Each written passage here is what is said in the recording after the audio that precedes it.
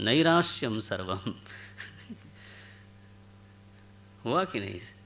भगवान शंकर ने देखा हो सारे ही मर जाएंगे, तो कोई संत जो है भगवान शिव का जो प्रतिनिधि है ना, तो क्यों को वही पी पाता है उसको, क्योंकि संत का संपर्क मिल जाए तो आश्वासन हो जाता है, उसको देख के ही आश्वासन हो जाता है। अश्रद्धा को निर्मूल करने वाला कोई जीता जागता है नहीं। बोले तुम क्यों अश्रद्धा करते हो, मेरे को देखो, मुझे लाभ हुआ है, तुमको नहीं हुआ, आज नहीं हुआ कल हो जाएगा। कोई शास्त्र का प्रत्यक्ष होवे उसको बोलते हैं शास्त्री कुर्वन्ति शास्त्राणी। बोलते हैं ना, शास्त्र को शास्त्रत्व प्रदान करने वाला। तुलसी जब बोलते हैं सबकी न कहूँ अपनी, सबकी नहीं बात कर रहा हूँ, अपनी बोलता हूँ, मेरा ये अनुभव है, तब फिर देखो।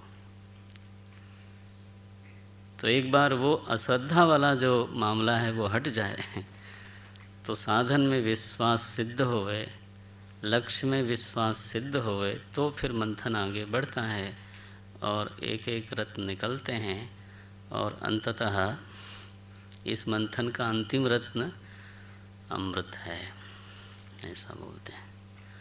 उस अमृत से सारी दैवी वृत्तियाँ अमर होती हैं। बोले भगवान ने दैत्यों के साथ फिर से छल किया। दैत्य अगर अमर हो जाएं तो तुम्हारा क्या होगा? माने जरा अध्यात्म में देखो, किसको अमर होना चाहिए, दैवी वृत्ति को कि आसुरी वृत्ति को? अगर आप इतने निष्पक्ष होकर दोनों को ही अमृत पिलाने लग गए तो आपका तो हुआ बंटा ढार। क्योंकि जिसको अमर होना है वो तो दैवी वृत्ति को होना है।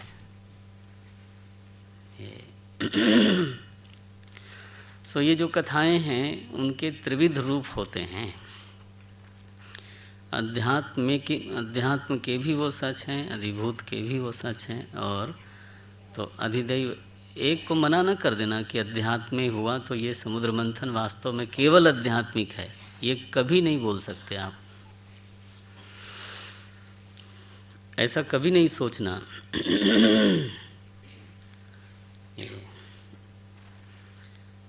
अध्यात्म है तो अधिभूत जरूर है। अगर नेत्रेंद्रिय है ये अध्यात्म है, तो जो रूप है वो अधिभूत है।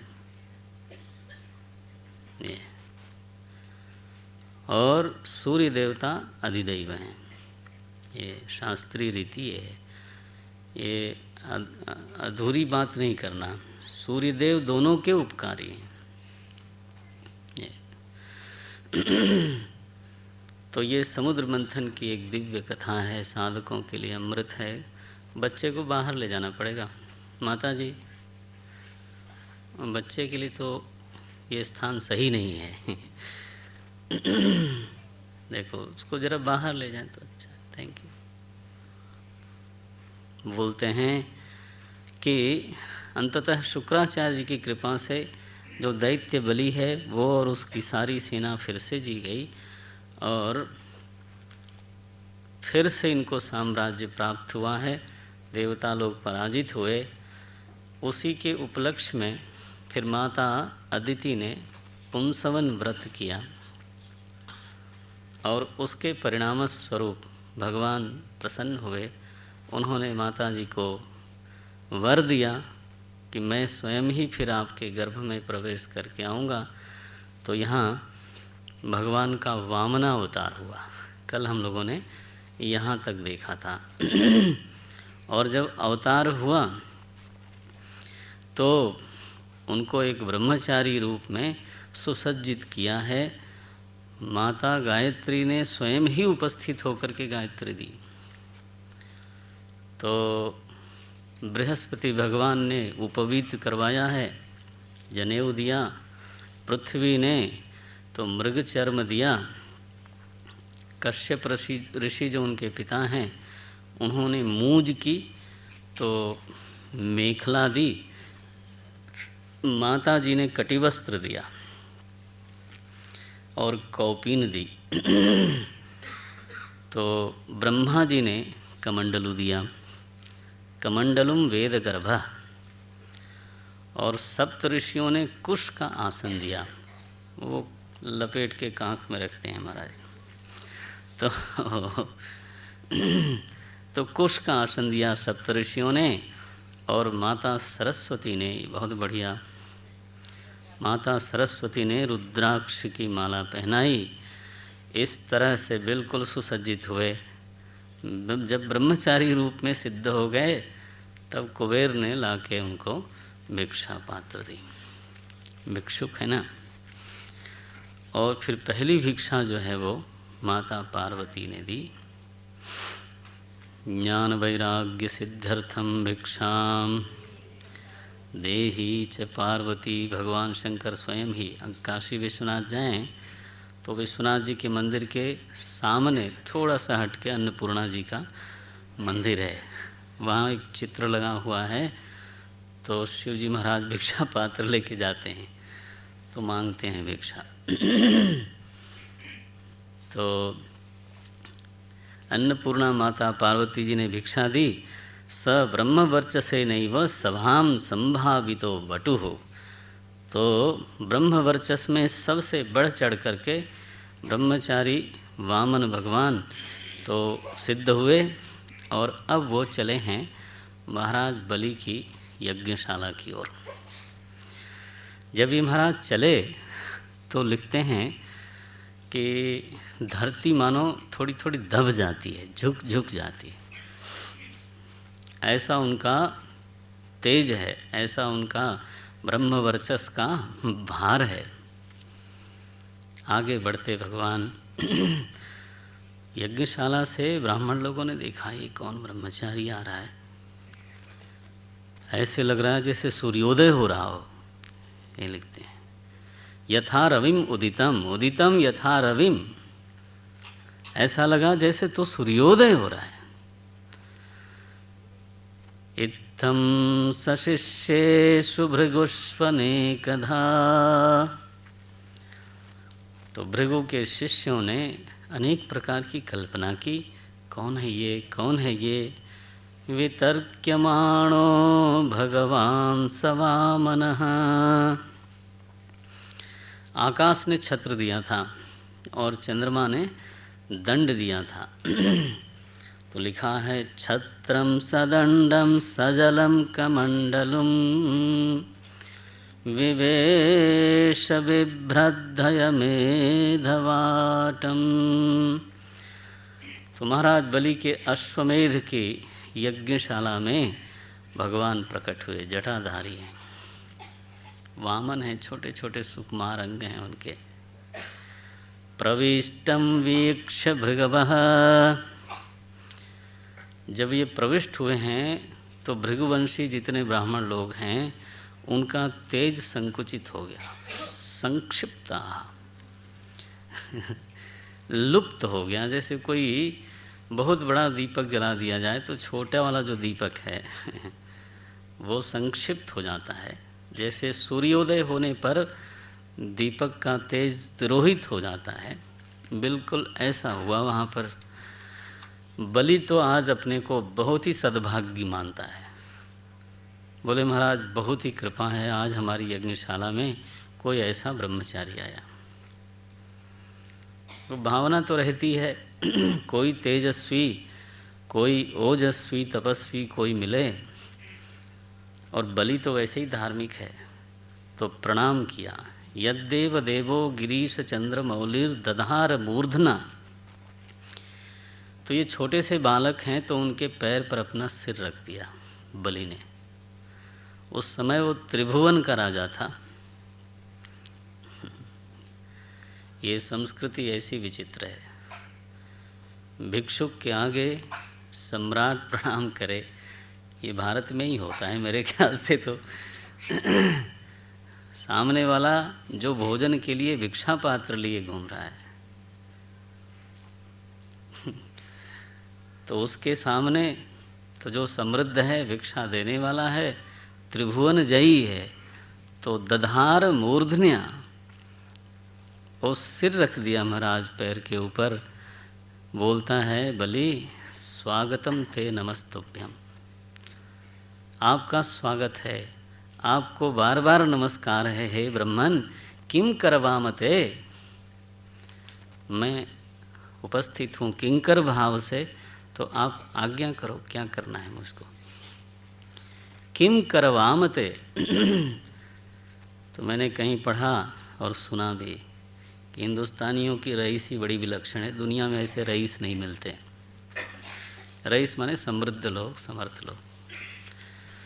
बोले तो हिंदुस्तान का रईस कोई अच्छा विद्वान हो, उसके चरण में बैठता है, लो जी उसकी मदद भी करता है, और बैठता किधर है कोई तपस्वी हो, मनस्वी हो, तेजस्वी हो, कोई संगीत वाला कलाकार हो, देखो सबके सामने। और कौन है? बोले रईस हैं। ऐसी रईसी दुनिया में नहीं होती। दुनिया में रईस हमेशा ऊपर बैठे हुए, भिखमंगों की क्या है तो यहाँ बलि महाराज की स्थिति अलग है बिल्कुल। किंकर भाव से हाथ जोड़ करके खड़े हुए, बोले महाराज किम करवामा, इसी को किंकर बोलते हैं। किम करोमी इति किंकरः। जब इस भाव से संपन्न होकर के हम खड़े होते हैं किसी के सामने, तो उसको बोलते हैं किंकर। त्रिभुवन विजयी महाराज बलि, तो किंकर भाव से एक बच्चे के सामने खड़े हैं। स्वागतम ते नमस्तुभ्यं ब्रह्मन् किं करवामते, ब्रह्मर्षीणां तपस्साक्षात् मन्ये त्वार्यवपुर्धरम। बोले हमें आपको देख के ऐसा लगता है कि ब्रह्मर्षियों का साक्षात तप खड़ा हो तपस्वी नहीं, तप खड़ा हो। ब्रह्मर्षीणां तपस्साक्षात् मन्ये त्वार्यवपुर्धरम। वो तो सही पहचाना उसने, ब्रह्मर्षियों का तेज भगवान ही है। तो वपुः धारण करके, देह धारण करके भगवान उपस्थित हैं। अद्य नः पितरः तृप्ताः। बलि महाराज कमाल है, अद्भुत व्यक्तित्व है, बहुत प्रभावित करते हैं हमारे मन को ये। प्रहलाद जी से न्यून नहीं है, कई बार ऊपर लगने लगते हैं ऐसा भाव है। बोले आज हमारे पितर तृप्त हो गए, तो मेरी सारी धार्मिक क्रियाएं, जो स्वयं यज्ञशाला में कोई ऐसा पधार जाए वो भी अतिथि अनाहूत, जिसके बारे में हमने सोचा ही नहीं था, बुलाया ही नहीं था।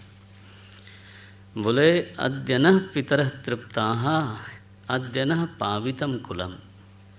आज मेरा दैत्य कुल सदा सदा के लिए पवित्र हो गया। बात तो सही है, देवताओं की यज्ञशाला में भगवान गए होंगे, लेकिन भिक्षुक बन के तो कभी गए नहीं। ये तो दैत्यों की यज्ञशाला में ही एक बार ऐसा हुआ कि भगवान को मांगने के लिए याचक भाव से तो ये महाराज को जाना पड़ा।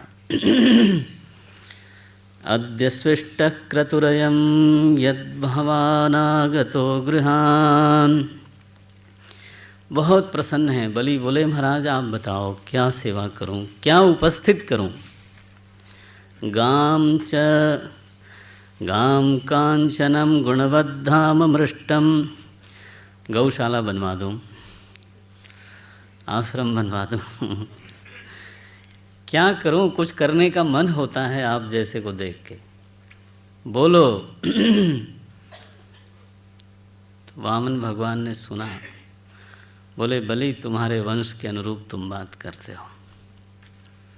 तुम्हारे वंश में कोई कंजूस नहीं हुआ, और तुम्हारे वंश में कोई डरपोक नहीं हुआ। ये वामन भगवान ने दो बात कही।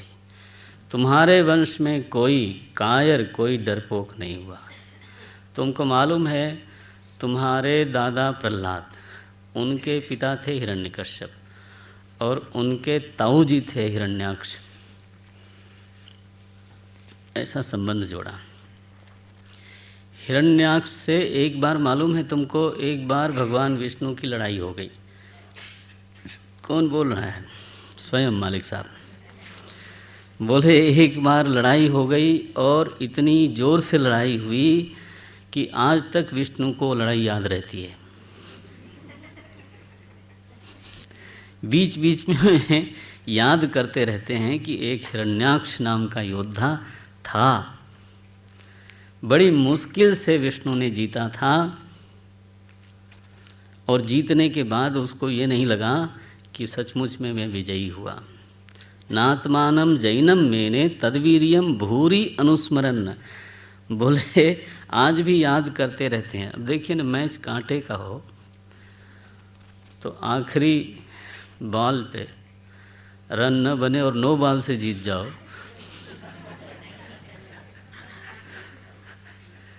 तो रिकॉर्ड में तो ज़रूर होगा कि आप विजयी हुए, लेकिन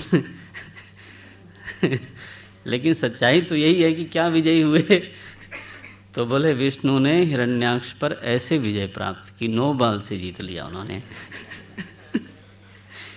तो आज तक याद करते हैं। तुम्हारे जो स्वयं प्रपितामह थे हिरण्यकश्यपु, जब उन्होंने भाई की मृत्यु सुनी तो गदा लेके दौड़ा विष्णु को मारने के लिए, और भगवान विष्णु दौड़े भागे, गिरकंदराओं में गए, वो कहीं भी पीछा नहीं छोड़ता था। तो भगवान विष्णु को बहुत भय लगा कि तो मार ही डालेगा।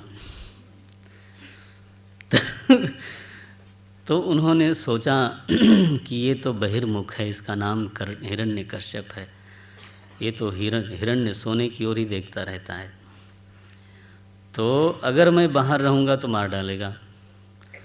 तो हिरण्यकश्यप के नासिका से भगवान विष्णु घुस गए उसके हृदय में, वहाँ जाके बैठे, तब जाके उनकी जान बची।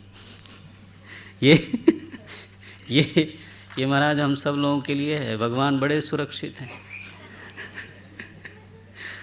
हम लोग इधर उधर खोजते जा रहे हैं, मालिक साहब घुस गए। लिखा है, 9वां श्लोक है, यतो यतो हम तत्रासौ मृत्यु प्राणभृतामिव। ये तो बिल्कुल मृत्यु बन कर के हिरण्यकश्यप मेरे पीछे पड़ा हुआ है। अतो हम, 19वें अध्याय का ये 9वां श्लोक है, अतो हमस्य हृदयम प्रवेक्ष्यामि परागदृशः। ये तो बहिर्मुख है और इसलिए हम हृदय में घुस जाते हैं, सो मैं बच जाऊंगा। तुम्हारे ऐसे परदादा थे दोनों, फिर तुम्हारे दादाजी प्रहलाद जी, क्या कहना उनका, फिर तुम्हारे पिताजी थे विरोचन, ब्राह्मण भक्त थे, दानी थे।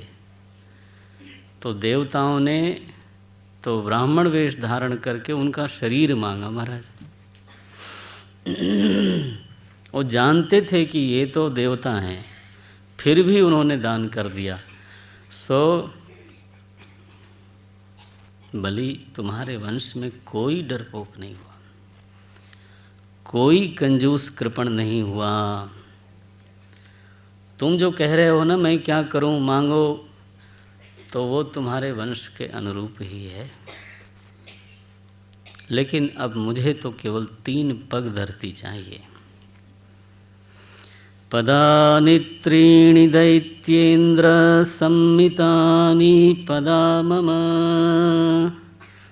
मेरे पाँव से, किसी और के नहीं, तुम बहुत लंबे दिखते हो, तो मेरे पाँव से 3 पद धरती चाहिए, ये मेरी मांग है। बलि ने कहा, बच्चे हो तुम, बातें बड़ी बड़ी करते हो, लेकिन मांगने पर यह पता चला कि तुम बच्चे हो, तुमको मालूम नहीं कि तुम किसके सामने खड़े हो। हमारे यहाँ एक बार कोई मांगने आ जाए तो आगे से फिर वो याचक नहीं रहता। उसका भिक्षुक वृत्ति समाप्त कर देता हूँ। अब तुम अरे फिर से मांग लो, मैं फिर से बोलता हूँ, अवसर देता हूँ, बदलो अपना वर क्या चाहिए।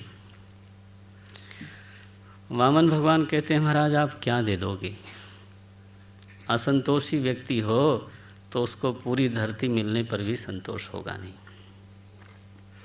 पूरी दुनिया का धन भी असंतोषी को संतुष्ट नहीं कर सकता, और जो संतोषी है वो थोड़े में ही संतुष्ट हो सकता है।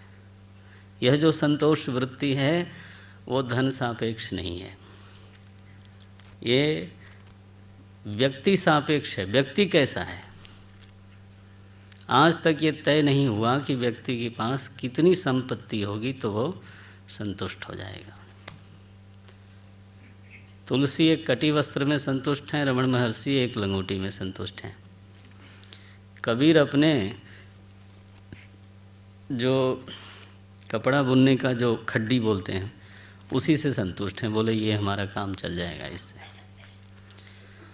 एक बार भगवान ने उनके सामने बोला भाई कबीर कितना चाहिए, बोले इतना दीजिए जामे कुटुंब समाए। कबीरदास जी गृहस्थ आश्रमी थे, तो साईं इतना दीजिए जामे कुटुंब समाए, मेरा परिवार ठीक रहे, मैं भी भूखा ना रहूं, साधु न भूखा जाए, मैं इतना दे दीजिए साईं। वो इतने में संतुष्ट हैं। सिकंदर जो है वो धरती पर उछलता कूदता रहता है, इतने लोगों को मरवाया। उस संत से कहा उसने, जानते हो मैं सिकंदर हूँ, विश्व विजय के लिए निकला हूँ। बोले विश्व भगवान का है, तू तो केवल धरती पर उछल कूद रहा है 10 साल और लोगों को परेशान कर रहा है। इस धरती में तू भी एक दिन मिल जाने वाला है। साईं, ये जो संतोष है वो बिल्कुल सब्जेक्टिव है, कब हो जाए उसका कोई बाहरी पैरामीटर नहीं है। मैं तो अपने पद से 3 पग ही मांगूंगा, उसमें मैं संतुष्ट हूँ। सिद्धोस्मि, इतने से मैं सिद्ध हूँ समझो आप। तस्मात् 3 पदान्येव वृणे त्वत्भरतर्षभात् एतावतैव सिद्धोहम वित्तम यावत् प्रयोजनम। वित्त उतना ही हम लोगों को रखना चाहिए तो जितना तो प्रयोजन है, नहीं चाहिए ज़्यादा। बोले ठीक है, जब तुम ऐसा ही चाहते हो तो ठीक है। कमंडलू से तो जल निकाला, बोले संकल्प लो। जब वो संकल्प लेने के लिए कथाकार लोग बोलते हैं कि जो जल निकाल रहे थे शुक्राचार्य जी उसमें घुस गए। तो बोले सींक से उस टोंटी में जो है वो डाला उसने, तो उनकी आँख कानी हो गई। अब देखो ये सब बातें ठीक नहीं हैं। शुक्राचार्य जी एक बहुत बड़े ऋषि थे, उन्होंने अपने शिष्य को समझाया, बोले बेटा ये मुझे कुछ खतरा दिखता है, ये जो इसका तेज है ना ये इतना विशाल है, तो ये निश्चित रूप से विष्णु लगता है, तो इसको मांगना मत तुम, इसको देना नहीं। बलि बोलता है महाराज अगर तो ये विष्णु हैं तो वैसे भी इन्हीं का है सब, फिर भी ये मांगने आए हैं और मुझको देने वाला बनाने के लिए आए हैं, तो ये मेरा बहुत बड़ा भाग्य है। जिसकी सब चीज़ें हैं वो हमको देने वाला बनाने के लिए आया हो, इससे बड़ा भाग्य क्या हो सकता है। एक दूसरा, अगर ये मनुष्य हैं या कोई देवी देवता हैं तो इनमें इतनी सामर्थ्य नहीं हो सकती कि मेरी सारी संपत्ति कोई ले ले, मेरी संपत्ति इतनी थोड़ी भी नहीं है। दोनों ही तरीके से मैं तो देना चाहता हूँ। शुक्राचार्य जी महाराज नाराज हो गए, शिष्य को जरा डांटा, बोले तुमको मालूम है दान का स्वरूप क्या होता है। गुरु है ना तो हर चीज़ समझाते हैं। तो यह जो प्रसंग है उसको बोलते हैं शुक्र नीति। बहुत ही बढ़िया। ये अर्थशास्त्री लोग को थोड़ा सा शायद ज़्यादा उनके विषय के अनुरूप लगे। शुक्राचार्य जी ये कहते हैं कि एक वृक्ष अगर जीवित है तब वो छाया देता है, तब वो फल देता है, तब वो फूल देता है, तब वो हवा को शुद्ध करता है, तब वो लकड़ी देता है, तब वो अपनी छाल देता है। वृक्ष अगर जीवित है, स्वस्थ है, तो वो सब देता है। लेकिन अब कोई आवे और वृक्ष ही काट दे तो फिर बोले ऐसे ही तो दान इतना करना चाहिए कि तुम जीवित रहो सो देते रहो। ये ना होवे ना कि वृक्ष ही कट गया तो आगे से वो क्या छाया देगा, कैसे फल देगा। ये जो आया है ना वामन, ये तो कोई छाया और फल और लकड़ी लेने नहीं आया। ये तो मुझे इसका रंग ढंग ऐसा दिखता है कि ये तो पूरा वृक्ष ही काटने आया है। बली एक बात सुनो, धन को सावधान बोले धन को 5 भागों में बांटना चाहिए। ये शुक्राचार्य की नीति है। क्या बोलते हो आपको, यह अर्थशास्त्र है भागवत जी का। 5 भागों में धन को बांटना चाहिए। 37वां श्लोक है। साबू जी जरूर अंडरलाइन कर लो भाई, वो देख रहा हूँ मैं, कर रहे हैं उनका विषय है तो नेचुरली क्या बोलते हैं, धर्माय यशसेर्थाय कामाय स्वजनाय च पंचधा विभजन वृत्तम् इहामुत्र च मोदते पंचधा विभजन वित्तम् इहामुत्रं च मोदते। बोले धन को पंचधा विभजन 5 भागों में बांटना चाहिए। सबसे पहली जो ज़रूरत है आदमी की वो है धर्म की। तो धर्म के बारे में कई बार कुछ धारणाएं, भ्रांत धारणाएं भी होती हैं। धर्म उन मूल्यों को, उन विचारों को और उन आचरणों को बोलते हैं जिनसे धारणा होती है। बस ये सबसे सरल परिभाषा यही है। धारणा धर्म इत्याहो, महाभारत में परिभाषा है। वो जीवन मूल्य जो धारणा करते हैं, वो विचार मान्यताएं जो धारणा करते हैं, वो आचरण रहनी जो धारणा करते हैं, उसको बोलते हैं धर्म। और मैंने 3 शब्द बोले हैं संक्षेप में। जीवन मूल्य सबसे अंतरंग होते हैं। फिर जीवन मूल्यों में विचार की ज़रूरत पड़ती है। विचार करके फिर मान्यता बनती है। ये जो मान्यताएं हैं ना, कंक्लूजन्स हैं, ये हमारे जीवन के डायरेक्टर्स हैं। अगर हमारी ये मान्यता बन गई कि झूठ के बिना काम नहीं चलता, तो उस व्यक्ति को टू डू नाउ ये है। तो जीवन मूल्य ये है। वेद ने कहा मातृदेवो भव। हमारा जो वैल्यू सिस्टम है वो ये है। तो उसमें एक बात सुनने को मिली, मातृदेवो भव। नाउ भगवान राम के लिए भी यही वाक्य है, भरत जी के लिए भी यही वाक्य है। दोनों का जो जीवन मूल्य है वो एक ही है। क्या? मातृदेवो भव। लेकिन राम जी माता जी के कहने से बन चले गए। लेकिन भरत जी माता जी के कहने पर सिंहासन पर नहीं बैठे। अब भाई दोनों के गुरु तो एक ही हैं। Value system is not different. तो जीवन मूल्य को फिर विचार की ज़रूरत पड़ती है कि इस संदर्भ में, इस परिस्थिति में उस जीवन मूल्य को कैसे जिया जाए। भरत जी ने जीवन मूल्य नहीं बदला, केवल उसको चरितार्थ करने में फर्क है। उन्होंने देखा कि माता कैकेयी के भीतर जो माँ है ना, माँ की मूर्ति, उसका अपहरण हो गया मान लो। भरत जी ने जो व्यवहार किया, उस व्यवहार का परिणाम ये हुआ कि माता कैकेयी के हृदय में फिर से मातृत्व प्रकट हो गया। उनको अपनी गलती का एहसास हुआ। सो मानव मंदिर की जो चोरी गई मूर्ति थी, वो फिर से आके प्रतिष्ठित की। किसने? भरत जी ने। तरीका बदल दिया बस, दोनों ने माँ को प्रतिष्ठा दी।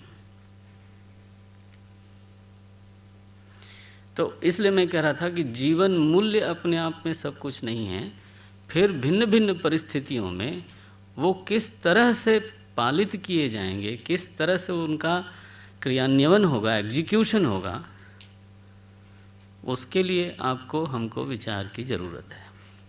बहुत विचित्र है ये, कभी ज़्यादातर सरल होता है लेकिन कभी कभी जटिल हो जाता है, टेढ़ा हो जाता है। एक दृष्टांत और देता हूँ। आचार्य देवो भव, ये अर्जुन ने पढ़ा था। That was his value system, value in the life. और इसी जीवन मूल्य के कारण रणभूमि में उसको मोह हुआ। उसने कहा, अरे पूजार हऊ अरिसूदना, ये जो सामने लोग हैं वो पूजा के पात्र हैं। कृष्ण क्या बोलते हैं? मारो इनको। पढ़ा क्या था उसने?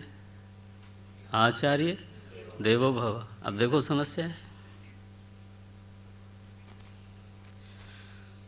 तो क्या अर्जुन ने अपने वैल्यूज बदल दिए? No.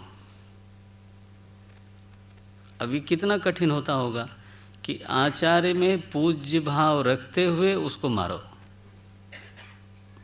How difficult it is and how to settle down. कहीं न कहीं कितने विचार की, कितने आंदोलन, पूरी गीता सुनाई गई इसके लिए।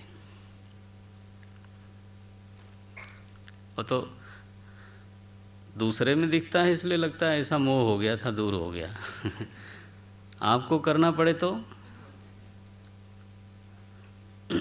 पितामह भीष्म, वो कहता है कथम भीष्मम अहम संख्ये द्रोणम च मधुसूदन कथम। This was his pain. इशुभि प्रतियोत्स्यामि पूजा रहा वरिसूदन गुरून् हत्वा ही महानुभावान श्रेयो भोक्तुम भैक्षमपीह लोके। बोले it will be far far greater and superior to beg and live. देखो, भुंजीय भोगान रुधिर प्रदिग्धन, what a expression. If you see the poetry, वो बोलता है जब मैं भोजन करूंगा तो मुझे लगेगा मेरे पितामह का इसमें खून लगा हुआ है। जब मैं सिंहासन पर बैठूंगा तो आई विल फील कि इसमें रक्त सना हुआ है। ये जो आसन में लाल लाल रंग हैं वो रंग नहीं है, हाँ, रुधिर प्रदिग्धान ही सेज। सो केवल जीवन मूल्य पर्याप्त नहीं होते, जीवन मूल्यों के पीछे गंभीर विचार की जरूरत पड़ती है, जो भिन्न भिन्न परिस्थितियों में because of the thinking power you are able to translate them. It becomes practical, it becomes livable. Otherwise केवल वैल्यू ही रह जाएगा। सो जीवन मूल्य, फिर विचार, और केवल विचार नहीं, फिर आचार हो, उसको बोलते हैं फिर धर्म। लेकिन तीनों का लक्ष्य ये हो कि उससे धारणा हो, आपकी, आपके परिवार की, आपके समाज की, आपके राष्ट्र की। अब घर में देखो, संतान अगर पुत्र धर्म का निर्वाह करती है, क्या मतलब है कि उसके जो वैल्यूज़ हैं वो वही हों जो भारत में पुत्रों के लिए बोला गया। And he has developed the thinking capacity also. और फिर वो आचरण भी करता है एक भारतीय पुत्र की तरह, तो फिर परिवार में सुख होता है, नो डाउट अबाउट। पति पति की तरह रहे, पत्नी पत्नी की तरह रहे, भाई भाई की तरह रहे। घर की जो धारणा है वो धर्म से है। एक पति अगर धर्म छोड़ दे तो बस महाराज कलहम, पत्नी छोड़ दे तो महाकलहम, क्योंकि पति को तो वो क्षमा कर देती हैं कई बार, बट वो महाराज ओम नारायण, हाँ उधर नहीं होता कुछ। सुख शांति धारणा कौन कर रहा है? धर्म। वो लोग समझते हैं धार्मिक होना गड़बड़ चीज है, मूर्ख हो। धर्म ही है जो धारण करता है। So there should be a system जहाँ से हमारे वैल्यूज़ ठीक रहें, हम में विचार की सामर्थ्य बढ़े और आचरण के लिए हमें प्रेरणा मिले। तीनों चाहिए ना। I should be able to receive continuously the right values. कोई ऐसी जगह होनी चाहिए, नहीं तो पता चला कि हमारा वैल्यू सिस्टम क्या है एज पर द मीडिया। तो सोर्स ऑफ वैल्यूज़ क्या हैं? बोले अखबार, मरोगे फिर। क्योंकि वो कब क्या बोलते हैं कुछ समझ नहीं आती। चैनल की ऐसी बढ़िया बढ़िया न्यूज़, किसी भैंस के बच्चा हुआ है वो भी एक न्यूज़ है, ब्रेकिंग न्यूज़ है हमारा। What to do?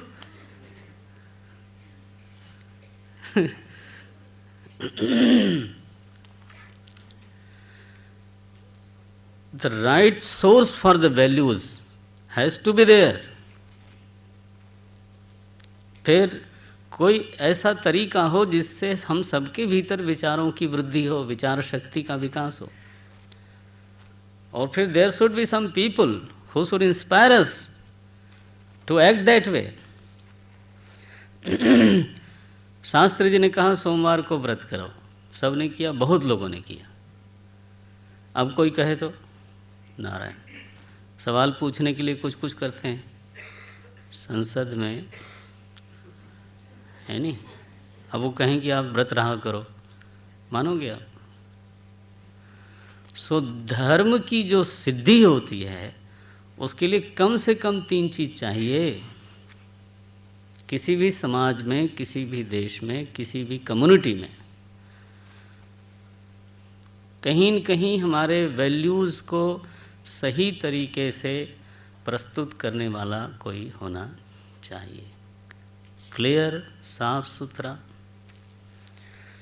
उसके लिए शास्त्र और शास्त्री दोनों चाहिए। देखिए, और वो आकाश में से नहीं गिरते हैं, यू नो। शास्त्र की शुद्धता बनाए रखने के लिए भी विद्वान चाहिए, संस्थाएं चाहिए, और शास्त्रियों के निर्माण के लिए भी संस्थाएं चाहिए। तो सांदीपनी नहीं होता तो मैं यहाँ नहीं बैठता आज।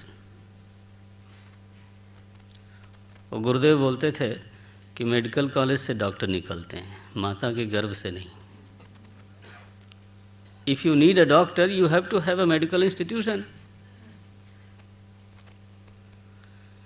सी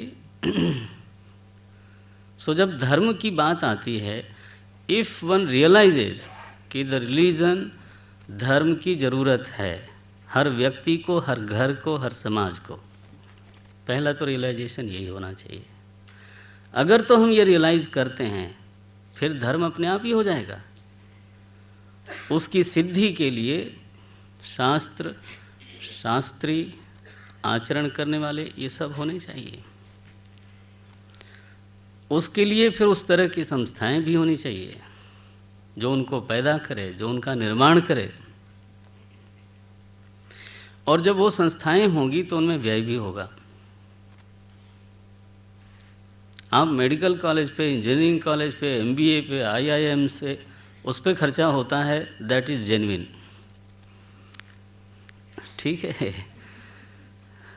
लेकिन फिर जहाँ से विद्वान निकलते हैं वहाँ कोई खर्चा नहीं होता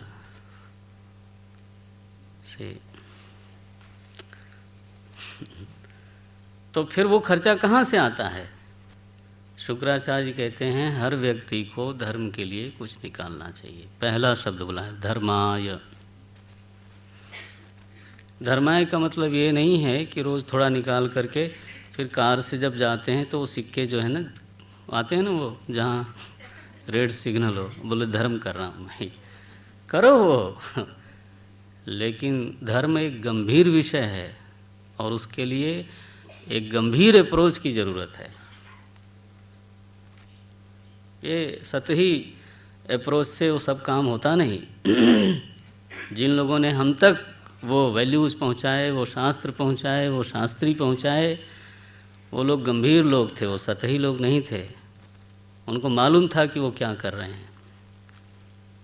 संस्था के लिए नहीं चलती, उसका एक पर्पज होता है। देखो, सो धर्माय पहला लक्षण यही है। फिर कहा यशसे, यश के लिए धन का एक हिस्सा निकालना चाहिए। बोले महाराज यश के लिए आप हमें क्या बोलते हो, लोकेशणा बढ़ा रहे हो हमारी। हमारे शास्त्र ये कहते हैं कि गुमनाम मर जाना कोई मतलब नहीं है उसका। ये क्या मतलब है? क्या मतलब है फिर? ध्यान देना, यश तभी बढ़ता है व्हेन यू शेयर। यशो में गतम दीक्षु दान प्रतापात, दान के प्रताप से ही यश का विस्तार होता है। If I share my knowledge you will come to know and appreciate. लेकिन अगर हम शेयर न करें तो आप रखो, ठीक है। If you share your money you will be appreciated, recognized by society. If you share your time you will be recognized. यश का एक ही साधन है और कोई साधन ही नहीं है, शेयरिंग। तो जब वो कहते हैं यश से, यश के लिए धन निकालना चाहिए, क्या मतलब है? कि समाज की चिंता करना है, और वो भी केवल वाचा नहीं, धन का कुछ हिस्सा उधर निकलना चाहिए।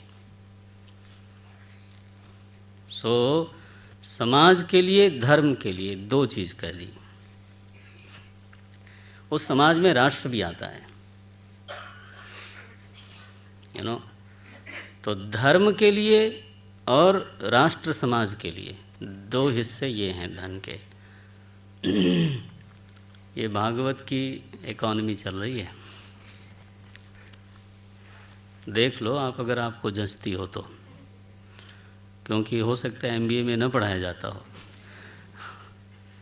इतना व्यापक दृष्टिकोण कई बार होता नहीं। धर्म तो समझते ही नहीं लोग, बस वो तो समझते हैं धर्म तो आकाश में से ऐसे ही गिरता होगा बरसात के दिनों में, यू नो। आज मुझे शंकर भाष्य चाहिए, तो शंकर भाष्य कहीं मुद्रित होगा, कहीं छपेगा। वो छपने के लिए प्रेस चाहिए और छपवाने वाले विद्वान चाहिए। मैं बैठा कैलाश आश्रम में, विद्यानंद स्वामी जी, बहुत ही प्यार है उनका। तो 7-8 विद्वान ब्रह्मचारी स्वामी जी लोग बैठे थे। ग्रंथ शोधन 1 घंटे रोज होता है। सामने बैठ के 10-10 किताबें लेकर के बैठते हैं लोग। संस्कृत में एक हलंत भी इधर उधर हो जाए तो अर्थ का अनर्थ हो जाता है।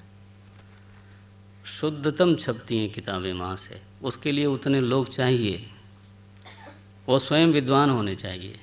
मैं 1 घंटा बैठा, आदेश था, ऋषिकेश में था मैं, तो पहले वो लोग आए मिलने। वहाँ के आचार्य हैं स्वामी मेधान जी, हमारे मित्र हैं, बहुत प्रेम है। संदेश दिया तो मैं गया फिर दूसरे दिन, तो 1 घंटा बैठा रहा। तो समझ में आता है विद्वान एव जानाति विद्वज्जन परिश्रमा। गंभीर पुस्तकें निकालने के लिए, शुद्धतम निकालने के लिए पहले उनको कितना विद्यार्जन करना पड़ता है।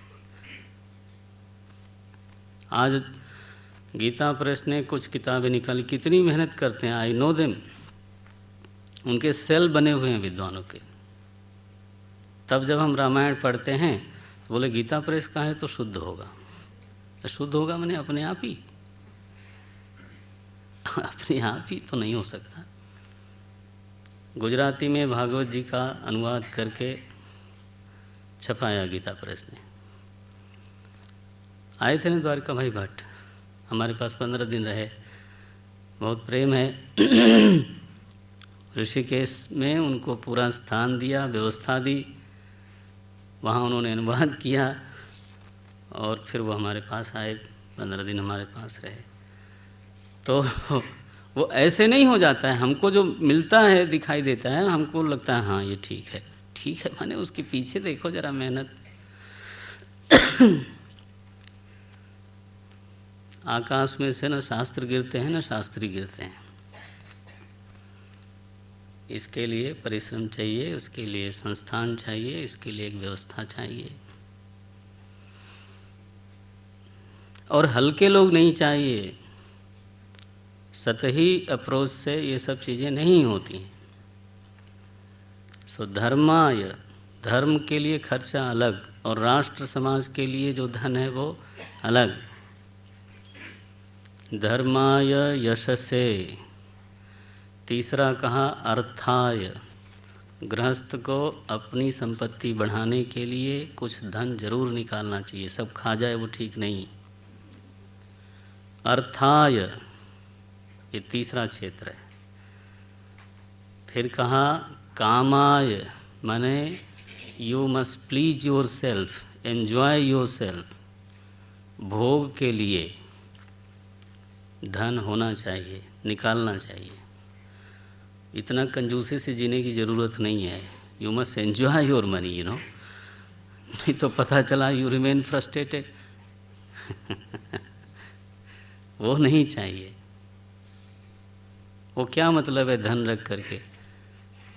शास्त्र बोलता है तृप्ति भी होनी चाहिए जीवन में, अर्थ वृद्धि के लिए धन रखना चाहिए, राष्ट्र समाज के लिए रखना चाहिए, धर्म के लिए रखना चाहिए, और पांचवा हिस्सा कहा स्वजनाय च। और जो आप जब पढ़ रहे थे, आपने जब काम शुरू किया तो आपके पिता पितामह ने आपको एक स्टार्ट दिया। तो जब आपके बच्चे शुरू करेंगे and then you have nothing to contribute, तो ये तो गलत बात है। स्वजनाय च, जो आपके लोग हैं उनके लिए भी धन होना चाहिए। सो पंचधा विभजन वित्तम, दिस इज कॉल्ड बजटिंग। राष्ट्र का बजट बनना चाहिए। अरे भाई, इंडिविजुअल का भी बनना चाहिए। Right location in right area, ये ज़रूरी है। पंचधा विभजन वित्तम इहा मूत्रार्थ इहा मूत्र च मोदते, यहाँ भी वो प्रसन्न होता है और उसकी सद्गति भी होती है। देखो ये 37वां श्लोक है 19वें अध्याय का। तो जब ये लोग, मुझे विस्मय होता है कि हमारे आचार्य लोग जब समाज पर सोचते हैं तो वो भी इतना ज़बरदस्त होता है कि हम उसके सामने बौने हो जाते हैं। जब ये लोग धर्म पे सोचते हैं तो भी ज़बरदस्त, क्या चिंतन है, सामर्थ्य देखो। धर्माय यशसेर्थाय कामाय स्वजनाय च पंचधा विभजन वित्तम इहा मूत्र च मोदते। पंचधा विभजन, शुक्राचार्य जी ने समझाया। बलि ने कहा महाराज ये सही है, साधारण परिस्थिति में यही सही है, और अब तक मैं यही करता आ रहा हूँ, लेकिन वामन भगवान के संदर्भ में नहीं। भगवान के संदर्भ में ये नीति सही नहीं है। भगवान के सामने तो सर्वस्व लुटाने वाली बात है, उन्हीं का है, इसमें मैं अपना विवेक क्या लगाऊं?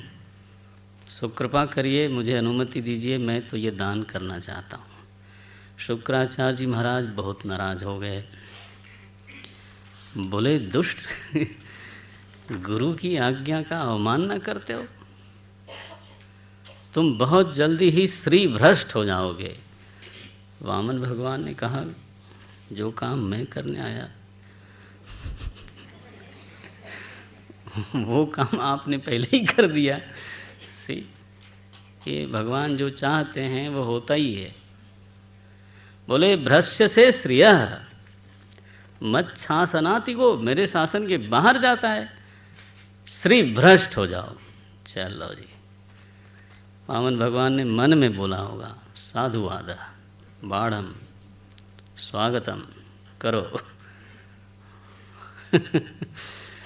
बलि ने संकल्प लिया महाराज, और भगवान ने जब नापना शुरू किया तो अपनी देह इतनी विस्तृत कर दी कि सारा आकाश भर गया।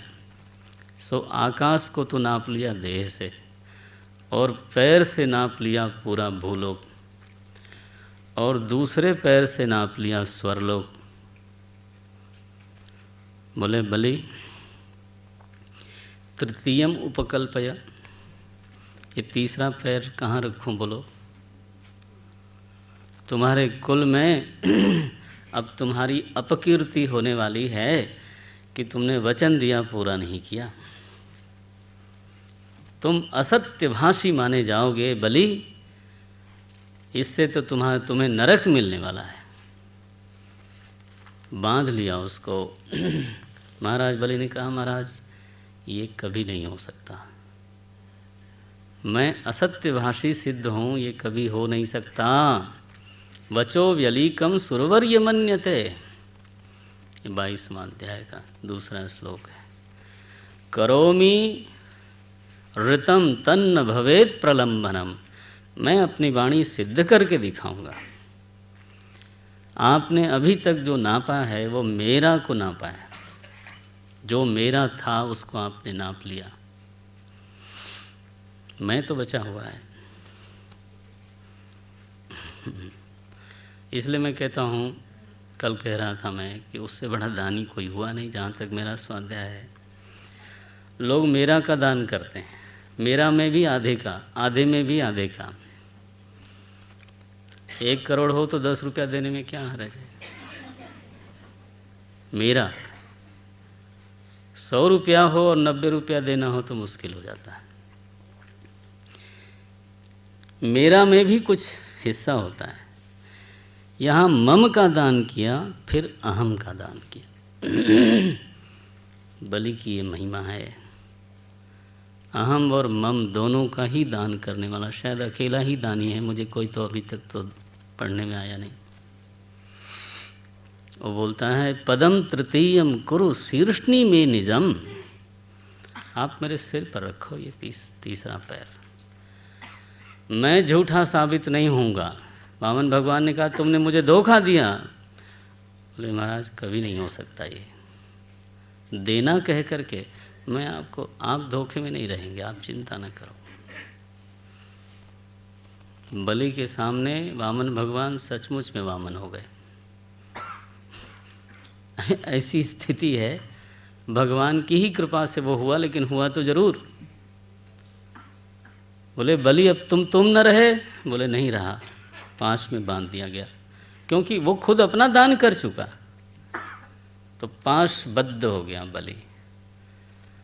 उस समय प्रहलाद जी पधारे। दादाजी भगवान को प्रणाम किया, there no complain, you know. Prahlad ji ये नहीं कहते कि इतनी भक्ति करी हमने आपकी, हमने की, हमारे पौत्र ने की, और आप ये करते हो? नहीं, तो प्रणाम किया है। और प्रहलाद जी के सामने बलि चूँकि बंधा हुआ है, पहले प्रहलाद जी जब कभी आते थे तो बलि उनको अर्घ्य देता था, पाँव धुलाता था, फिर फूल की वर्षा करते हुए आसन पे लाता था, बैठाता था, चंदन लगाता था, सारे उपचार करता था। आज वो बंधा हुआ है तो थोड़ा लज्जित हो गया कि पहले जैसा मैं स्वागत अपने दादाजी का नहीं कर पा रहा हूँ।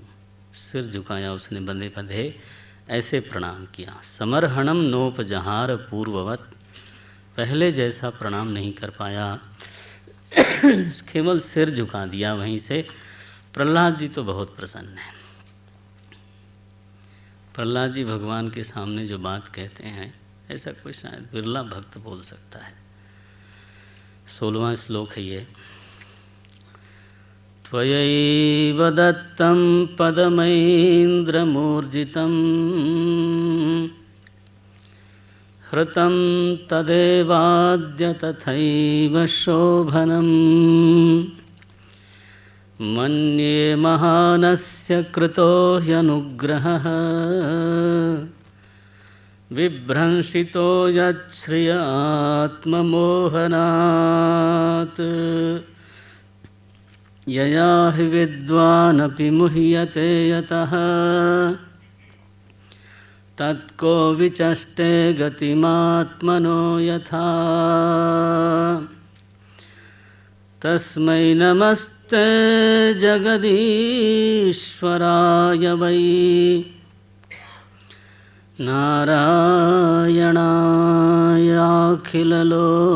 नारायणायाखिललोकसाक्षिणे। बोले प्रभु, ये जो ऐन्द्र पद आपने दिया प्रहलाद को, बलि को, बोले आप ही ने दिया था। त्वयैव दत्तम, और जब दिया तो बड़े तरीके से दिया। भगवान जब देते हैं ना, बड़ा विचित्र मामला है। देते वही हैं लेकिन छिप के देते हैं। उनकी जो देने की रीत है वो या तो वही जानते हैं या उनका कोई बिरला भक्त जानता है। देने वाला छिप के देवे बहुत मुश्किल है। लेकिन भगवान, आप जानते हो, देने के बाद आदमी थोड़ा सा चाहता है कि यू मस्ट रिकग्नाइज। इसलिए फिर हमारे कार्यकर्ता लोग माइक लेकर के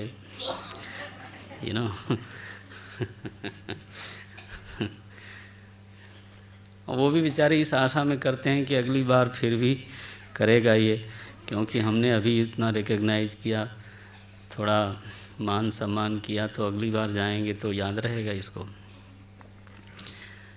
क्या करें, दुनिया का ऐसे ही हाल चाल है। चलती है ऐसे दुनिया, अब व्हाट टू डू। भगवान देते हैं लेकिन बहाना बना के देते हैं। ऐसे लगता है आदमी को कि मैंने किया, मैंने अर्जित किया, बस। और कोई बहुत सावधान हो तभी उसको लगता है कि ना ना ना मिला है। लेकिन ज़्यादातर भगवान जो हैं यहाँ पर फिसला देते हैं। अच्छे अच्छे लोगों को ये भ्रम हो ही जाता है कि आई हैव अर्नड इट। विचार करके देखो, जब भी हमारे हृदय में श्रद्धा होती है उस समय आनंद होता है, उस समय रस होता है।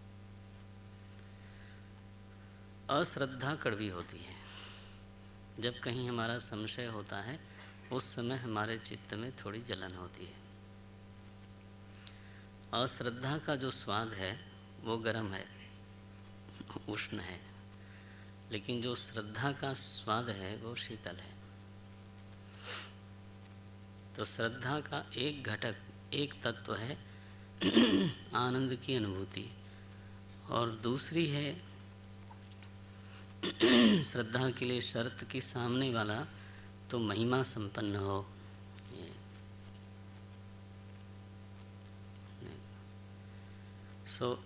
दोनों मिलें तो श्रद्धा हुए। अब देवता लोगों का जो आचरण है कदाचित, तो वो कभी कभी तो श्रद्धा उत्पन्न नहीं करता है। ऐसे में भगवान देवताओं का पक्ष लेते हैं तो बात खटकती है। महाराज परीक्षित को भी ये प्रश्न है, और उनके परदादा, उनके दादा युधिष्ठिर जी को भी यही प्रश्न है। तो इसका उत्तर दिया 7वें स्कंद में, पहले प्रकरण में भगवान की समता का स्वरूप समझाया गया। तो एक दो बातें इसमें फिर से स्मरण कर लें। तो प्रभु की ओर से, अपनी ओर से विषमता होती नहीं। भगवान जो व्यवहार करते हैं तो वो जो व्यवहार करते हैं वो जीवों को अपने सन्मुख करने के लिए ही करते हैं, चाहे वो अनुग्रह लीला हो, चाहे वो तो दंड की लीला हो। एक संत ने हमें कहा कि एक मधुर कृपा होती है तो एक कठोर कृपा होती है। ये बोल दिया उन्होंने, वो दोनों ही कृपा है। तो जब कभी तकलीफ़ होती हो तो बोले कठोर कृपा हो रही है, क्योंकि उसके जरिए भी प्रभु चाहते यही हैं कि हमारी वृत्ति उनकी ओर लगे। ये तो उनकी दृष्टि से एक ही वृत्ति है, सम है, वो सबके प्रति सम है। दूसरा एक भाव है, इसको समझना चाहिए। अध्यात्म में पहले इसको समझना चाहिए। जो देव वृत्तियाँ हैं ना, तो बाहर अधिभूत में जो सज्जन लोग हैं वो देवताओं के प्रतिनिधि हैं, जो दुर्जन लोग हैं वो मानो तो असुरों के प्रतिनिधि हैं। नॉट एग्जैक्टली, ये मोटी मोटी बात कर रहा हूँ। असुरों में अथवा दैत्यों में जो मुख्य प्रधान वृत्ति है वो है बलाभिमान, उद्यम का आग्रह, पुरुषार्थी हैं, उद्यमी हैं। तो ईश्वराश्रय को नहीं मानते। आप थ्रू आउट देखो तो जो दैत्य वृत्ति है वो परिश्रम को प्रधान मानती है, उद्यम को प्रधान मानती है, बल संग्रह में विश्वास करती है। तपस्या की उन्होंने, लेकिन बल के लिए की, चाहे वो हिरण्याक्ष हो, चाहे हिरण्यकश्यप हो, कोई भी हो। तो ईश्वराश्रय को कदाचित वो कमजोरी मानते हैं। तो जब यह वृत्ति होती है तो समझना चाहिए कि हम किस पक्ष में जा रहे हैं। अच्छा, देव वृत्ति ऐसी है, वो भी बलवान तो हैं, ऐसे निर्बल नहीं हैं, लेकिन फिर उनके जीवन का जो मुख्य आश्रय है वो उद्यम नहीं है, मुख्य आश्रय बल नहीं है, मुख्य आश्रय प्रभु हैं। और ऐसा करने में उनको कोई हिचक नहीं है, संकोच नहीं है। तो ईश्वराश्रय को प्रधान बना करके जब जीवन चलता है या जिन लोगों का जीवन चलता है, आप समझिए उसको देववृत्ति बोल देते हैं। नौ ये अधिभूत हुआ। तो अध्यात्म में भी देवता भी हैं और दैत्य भी हैं। कई बार हमें अधिदैव एकदम समझ में आता नहीं, तो अधिदैव समझ में नहीं आता तो अध्यात्म को समझना चाहिए, क्योंकि वही कुछ भीतर भी है। अध्यात्म को समझ के फिर अधिभूत को समझना चाहिए, फिर थोड़ी आसानी हो जाती है अधिदैव को समझने में। सत्ता तीन हैं। जब सृष्टि काल होता है तो सत्ताएं हमेशा तीन होती हैं। तो हमारे भीतर जैसे आसुर वृत्ति भी है और देव वृत्ति भी है। आपने 16वां अध्याय पढ़ा। नाउ देव वृत्ति का स्वभाव क्या है देखो। तो देव वृत्ति अगर अपने बूते पर, अपने बल पर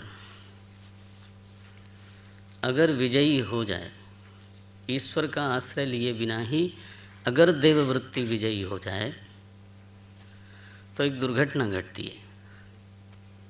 वो क्या घटती है कि वो देववृत्ति आसुर हो जाती है। ये समस्या है।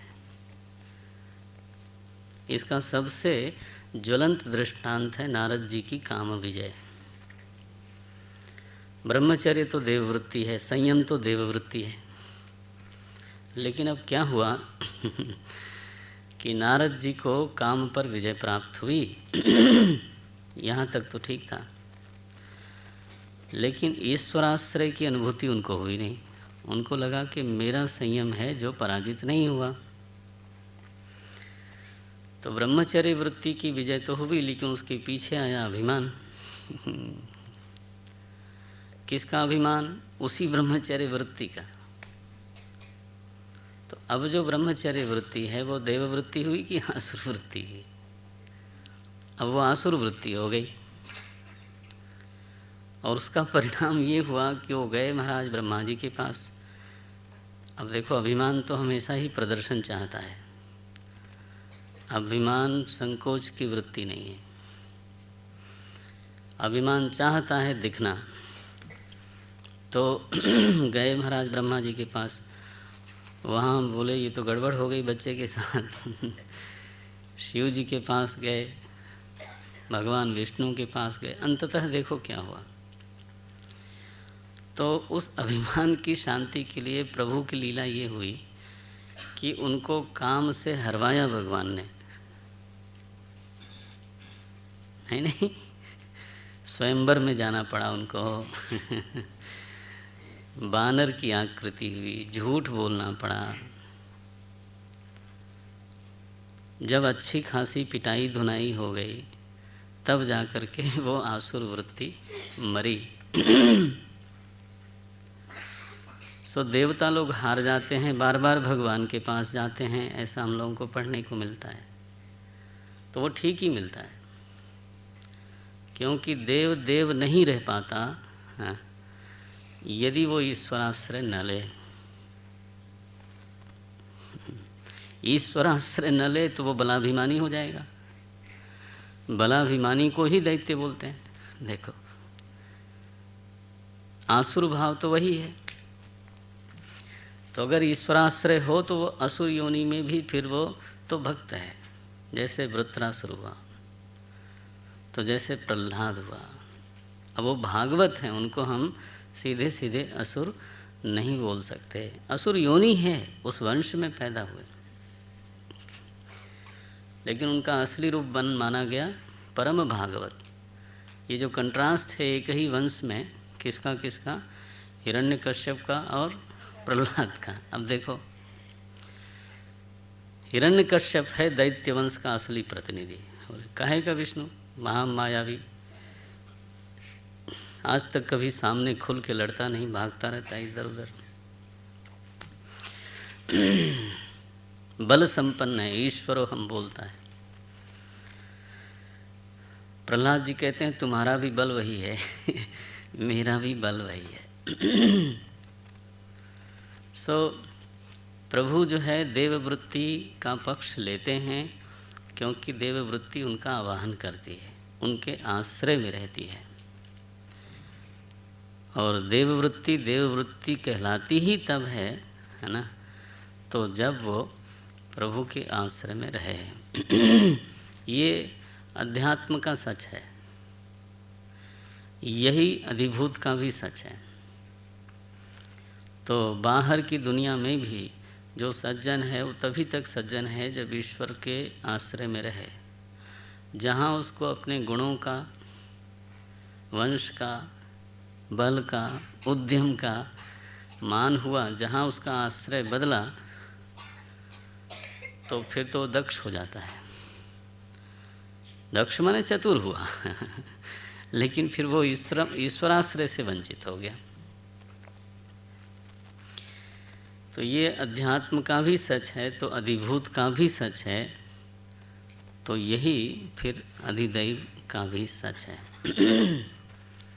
तो इस विषय में फिर प्रहलाद जी की कथा सुनाई है सुखदेव जी महाराज ने, बल्कि नारद जी ने युधिष्ठिर महाराज को बड़े ही विस्तार से सुनाई। बड़ी दिव्य कथा है।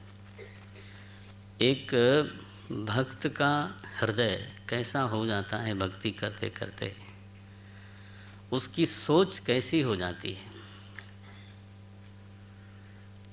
किस तरह से वो परिस्थितियों में प्रतिक्रिया करता है, निर्भयता का क्या रूप होता है, अद्भुत है। और निर्भयता बिना अभिमान के से, भय नहीं है हिरण्यकश्यप के सामने, एट द सेम टाइम अभिमान भी नहीं है। ये जो दुर्लभ संयोग है, कई बार हम लोग निर्भय होते हैं तो उस, है ना, बल्कि अभिमान पूर्वक ही निर्भय होते हैं। मैंने क्या बिगाड़ लेगा, लाइक दैट।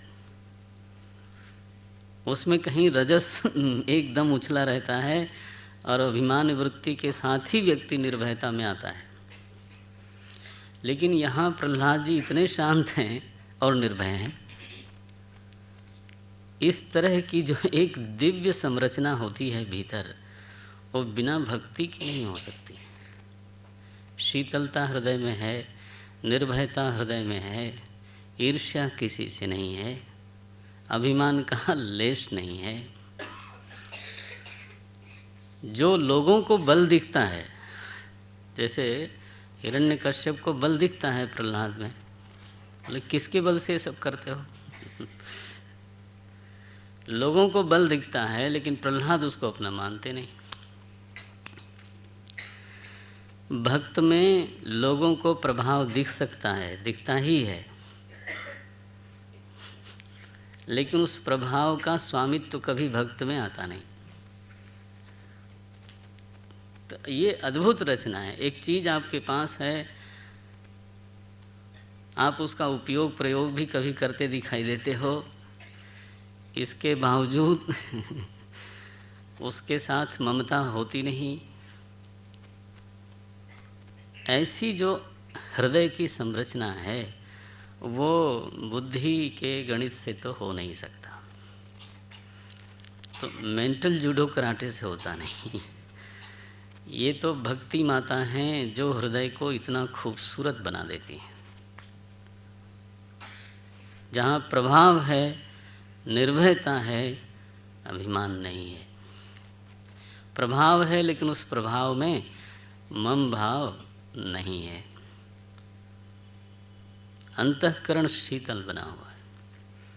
इतना शीतल है कि जिसने इतनी पीड़ा पहुंचाने का प्रयास किया हो, तो उसके भी उद्धार की कामना करते हैं। प्रहलाद जी कहते हैं मेरे पिता पवित्र हो जाएं। देखो, अंतःकरण ऐसा बना भक्ति माता की दया से, कृपा से, कि कामना का उत्पन्न होना, कामना का अंकुरण होना बुरा लगता है। तो क्यों बुरा लगता है? प्रहलाद जी ने कहा कि अगर कोई कामना मेरे भीतर दिखाई भी देती है तो कृपा करके आप उसको दूर कर दो। ऐसा क्यों लगता है प्रहलाद जी को? कामना करने में क्या दिक्कत है? दिक्कत ये है कि कामना का विषय होता है बाहर, तो मालिक साहब की अनुभूति होती है भीतर। तो कामना वृत्ति हमारे मन को उस विषय से जोड़ती है और प्रभु से दूर करती है, तोड़ती है। यही तो होता है, और क्या होता है? भक्त को ये पसंद नहीं। उसको लगता है हमारी वृत्ति प्रभु से निरंतर जुड़ी रहे और उससे दूर करने वाली कोई वृत्ति हमारे मन में न आवे। तो प्रभु की सन्मुखता का रस इतना भाया हुआ है, इतना प्रिय लगता है कि वो उससे हटना नहीं चाहता। ये तो भक्ति की महिमा है। हमारे नारद भक्ति सूत्र में कहा प्रतिक्षणम वर्धमानम, यही ना। तो जो स्मरण में रस है, जो सम्मुखता में रस है, वो बढ़ता है, बढ़ता है, बढ़ता है, और उसमें बाधा पहुंचाने वाला कोई भी तत्व फिर खटकता है।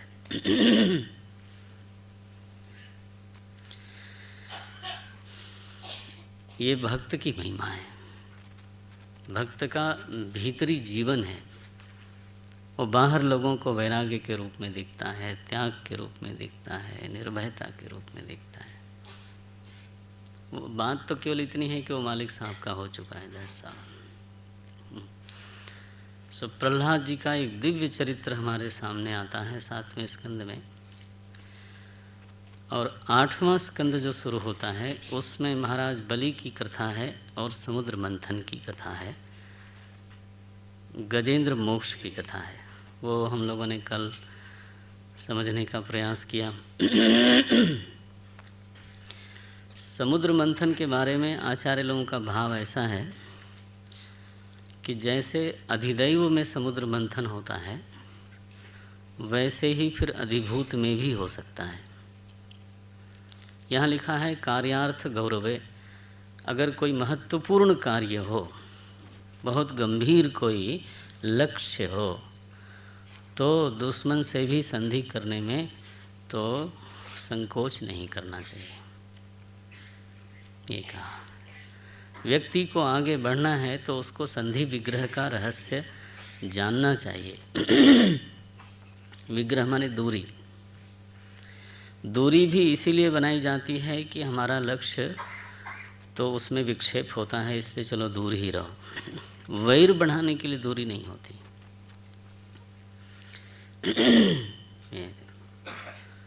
और संधि करने में संकोच नहीं, अगर तो लक्ष्य बड़ा हो तो। यह अधिभूत में तो मंथन के लिए पहली पृष्ठभूमि है और प्रभु की कृपा उसमें छाई रहती है अगर दोनों मिलकर उद्यम करें तो। अध्यात्म में ये समुद्र मंथन का बड़ा दिव्य रूप मानते हैं। बोले समुद्र मंथन कहाँ हुआ? तो खारे सागर में नहीं हुआ, ये लिखा है क्षीर सागर में हुआ। और पहले सारी दुनिया भर की औषधियाँ उसमें डाली गईं। कथा यही है। फिर मंदराचल पर्वत आया, वासुकी नाग आए और मंथन शुरू हुआ। आचार्य लोग भाव बताते हैं, बहुत ही सुंदर भाव है कि हमारे अंतःकरण का तो मंथन होना है, उसमें रत्न छिपे हैं, लेकिन वो खारा सागर नहीं होना चाहिए। विशुद्ध सत्व प्रधान बनाइए उसको, तब वो मंथन के लायक बनेगा। वो सत्व संपन्न हो, अंतःकरण में स्वच्छता भर जाए, फिर उसमें दुनिया भर की औषधि डाली जाए। है ना, सुना जाए शास्त्रों से, खूब सत्संग होए, शास्त्रों के विचार, शास्त्रों के सिद्धांत, वो सब के सब हमारे अंतःकरण में प्रविष्ट हों। ये बहुत ज़रूरी है। वो कहते हैं, गोस्वामी जी ने वाल्मीकि जी के मुँह से बात कहलाई कि श्रवण दो प्रभु, तो भगवान की जो कथा सरिता है तो भर ही निरंतर, हाँ, भर ही निरंतर हो ही न पूरे। तो निरंतर भगवान की कथा भरे हमारे अंतःकरण में, और मन अघावे नहीं, हो ही न पूरे। तिनकह गृह राउर गृह रूरे, तिनकह मन राउर गृह रूरे, वो आपका घर बन जाए। जिनके श्रवण समुद्र समाना। देखो, तो अंतःकरण में औषधियों को डालने का अभिप्राय क्या है? श्रवण से वो सारी औषधियाँ जाए। ये नहीं, घास फूस नहीं कह रहा हूँ, तो म्यूनिसिपैलिटी का कचरा उठाओ, नो, कृपा करो। जो औषधि है, जो सत्संग के विचार हैं, शास्त्र के विचार हैं, शास्त्रों की मान्यताएं हैं, शास्त्रों के सिद्धांत हैं,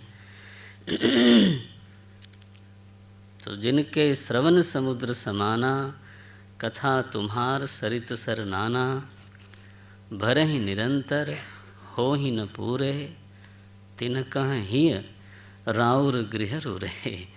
ये बोला। तो अंतःकरण विशुद्ध सत्व बनाया जाए, ये भगवान का बार बार आदेश है। उपनिषदों में, भगवत गीता में आप बार बार देखें, गीता का श्लोक बोलता हूँ, त्रैगुण्य विषया वेदाः निस्त्रैगुण्यो भवार्जुन, निर्द्वन्द्वः नित्यसत्वस्थः निर्योगक्षेम आत्मवान भव।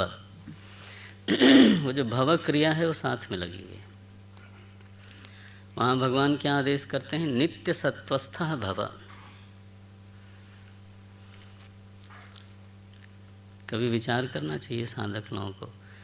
ऊपर की पंक्ति में भगवान बोलते हैं निस्त्रय गुण्यो भव। मैं यहाँ तो वो विवाद नहीं खड़ा करूँगा।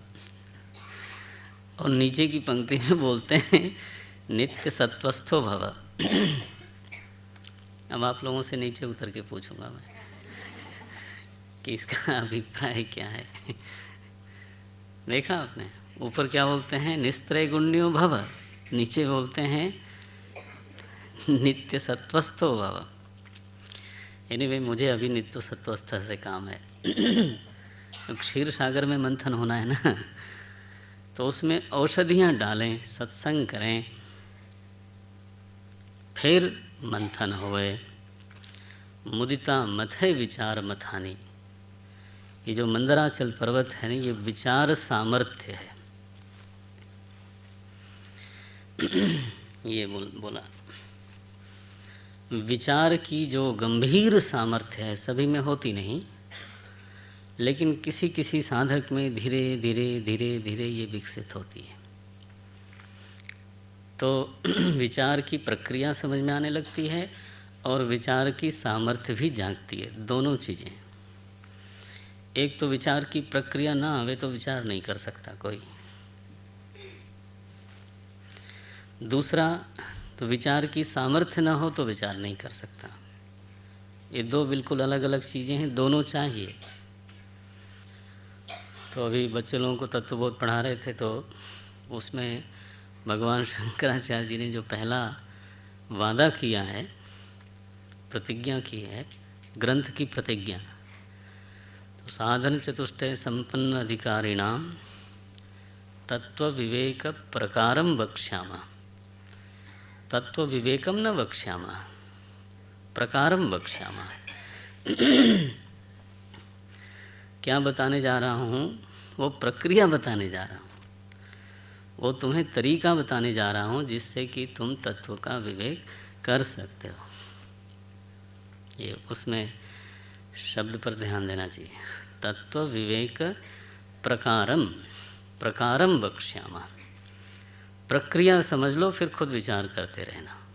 ये देखो, अर्थशास्त्र पे चिंतन करना हो तो उसकी अलग प्रक्रिया है, विज्ञान पे चिंतन करना हो तो अलग प्रक्रिया है। सामर्थ्य होते हुए भी एक चीज़ का चिंतन मैं कर सकता हूँ, दूसरी चीज़ का नहीं करता, क्योंकि सामर्थ्य तो है लेकिन प्रक्रिया नहीं है।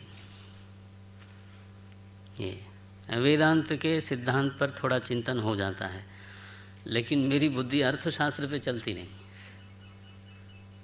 तो अब नहीं चलती तो नहीं चलती, प्रक्रिया नहीं मालूम। तो ये मंदराचल पर्वत को तो लाना पड़ेगा। और लिखा कि दानव और दैत्य और देव लोग मिल के उठा के लाना चाहते हैं, वो बीच में ही गिर गए। भगवान ही उसको लेके आते हैं। प्रभु आश्रय से ही मंदराचल पर्वत तो क्षीर सागर में स्थापित हुआ, ये बोलते हैं। अब मंथन कैसे हो? बोले वासुकी नाग से होगा। वो तो फन वाला सांप है, सोया हुआ हो तो भी थोड़ी तो गर्म सांस निकलती ही है उससे, तो जो मुंह की तरफ है उस तो झुलसता ही है। ये सांप क्या है? तो बोला गया प्रश्न, संशय। विचार को उत्तेजना तभी मिलती है जब प्रश्न आते हैं, है ना। जब संशय हो तो संशय सर्प। गोस्वामी जी ने बात कही, समझाया कि देखो ऐसे होता है मंथन। जब कोई प्रश्न कर देना तब शुरू हो जाता है, एकदम मथानी चलनी शुरू हो जाती है। कोई प्रश्न न करे तो लगता है ठीक तो है, स्वतः जो है वो चिंतन होता नहीं। वासुकी नाग चाहिए, लेकिन खतरा है उसमें, क्योंकि प्रश्न में थोड़ा फुफकार तो होती है, और मुंह की ओर अगर आप गए तो फिर हरिओम। प्रश्न में कहीं न कहीं थोड़ा विष का स्पर्श हो जाता है। एक श्रद्धा बहुत तो पूंछ की ओर पकड़े रहना, फिर बच जाओगे। प्रश्न के पीछे समझने की इच्छा मानो उसका पुच्छ भाग है, और प्रश्न के पीछे अस्वीकृति का जो भाव है वो उधर है। तो अस्वीकृति का भाव लेकर के जब हम प्रश्न करते हैं तब तो मुश्किल होती है, उसमें नेगेटिविटी का एलिमेंट ज़्यादा होता है, पकड़ जाता है। ये वासुकी नाग है। अब मंथन शुरू हुआ। मंथन का पहला रत्न जो है ना नारायण, वो बताया गया विष। तो साधना में दीर्घ काल तक अगर सफलता न मिले तब जो परिणाम मन में आता है, उस परिणाम को बोलते हैं अश्रद्धा। अब मानो हमने साधना शुरू करी, जैसा बताया गया था वैसा शुरू की। अब दीर्घ काल तक कोई बहुत लाभ हुआ नहीं, तो मन में फिर ज़रूर आता है कि क्या सही कहने सुनने के लिए है, या इज देयर समथिंग सब्सटेंशियल, कुछ होता भी है कि नहीं होता है। मैं तो रोज़ ही बैठता हूँ, रोज़ ही सुनता हूँ, वही बातें सुनता हूँ, कुछ खास बात बनी नहीं, ऐसे ही लगता है जस्ट एक मिथ्या महिमा मंडन है, फॉल्स ग्लोरिफिकेशन है। लो अब आया ये हलाहल विष। ये जो हमारे भीतर अश्रद्धा की वृत्ति का स्फुरण है वो साधक को ही डस लेता है, साधक छोड़ देता है। फिर साधन करना, ध्यान करना, सत्संग करना, बोले कुछ होता नहीं, फालतू में टाइम बेकार करना। अच्छा चलो मत करो टाइम बेकार, कहाँ जाना चाहते हो? बोले फिर वहीं जहाँ पहले थे। देखो तो यहाँ नहीं भी मिला तो लौट के जाएंगे किधर? जहाँ तुम जाना चाहते हो वहाँ भी तो नहीं मिला था। वहाँ नहीं मिला था इसलिए तो इधर आए। अब ये तो बड़ी निराशा वाली स्थिति हुई। दह्यमान, पूरा लोक ही दह्यमान है। हम करते हैं क्या बोलते हो, लड़ाई में सब कुछ जायज़ है ना। तो जब ये लेके जाने लगे, नारद जी उधर से आ रहे थे, डांटा इंद्र को, अरे क्या कर रहे हो? बोले महाराज वंश नाश करना है। बोले तुम्हारे बुद्धि खराब हुई है, मालूम है गर्भ में परम भागवत बैठा हुआ है। छोड़ो छोड़ो छोड़ो, मुंच मुंच महाभाग सतीम। देखो कयादू तो सती हैं। मुंच मुंच महाभाग, 7वें अध्याय का 8वां श्लोक है। 7वें अध्याय का 8वां श्लोक। मुंच मुंच महाभाग सतीम पर परिग्रहम। दूसरे की स्त्री, उसको आप अपहरण करते हो, शर्म नहीं आती? लज्जा की बात है, धिक्कार है देवताओं। डांटा महाराज, छुड़ाया उनको, आश्रम में हमारी माता जी को ले आए, और वहाँ हिरण्यकश्यप तो तपस्या कर रहा है। इधर नारद जी की चूँकि आश्रम में रहीं, गर्भ में मैं था, वहाँ जो सत्संग होता था नारायण, वो मैं सुनता था। और तब से ही नारायण परायण हैं प्रहलाद जी, वृत्ति उधर उधर जाती ही नहीं। तब से उनके मन में आता है त्यज वनम हरि आश्रयेत। यही वृत्ति ठीक लगती है, यही वृत्ति ठीक लगती है। इसलिए वो गुरुओं ने कहा कि नैसर्गिकी इयम मति ही, ये तो नैसर्ग की, जन्म से लेकर के ये वृत्ति आए हैं प्रहलाद जी। तो आज प्रहलाद जी ने अपनी भक्ति का गुरु बता दिया, नारद जी महाराज हैं ये। जब हिरण्यकश्यप की तपस्या पूरी हो गई, वरदान लेकर के जब वो आया, तब नारद जी ले गए, उनकी धर्मपत्नी को समर्पित किया। बड़ा प्रसन्न हुआ है।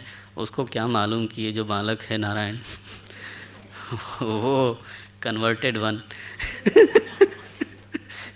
माने ये तो असुर से भागवत बना हुआ है।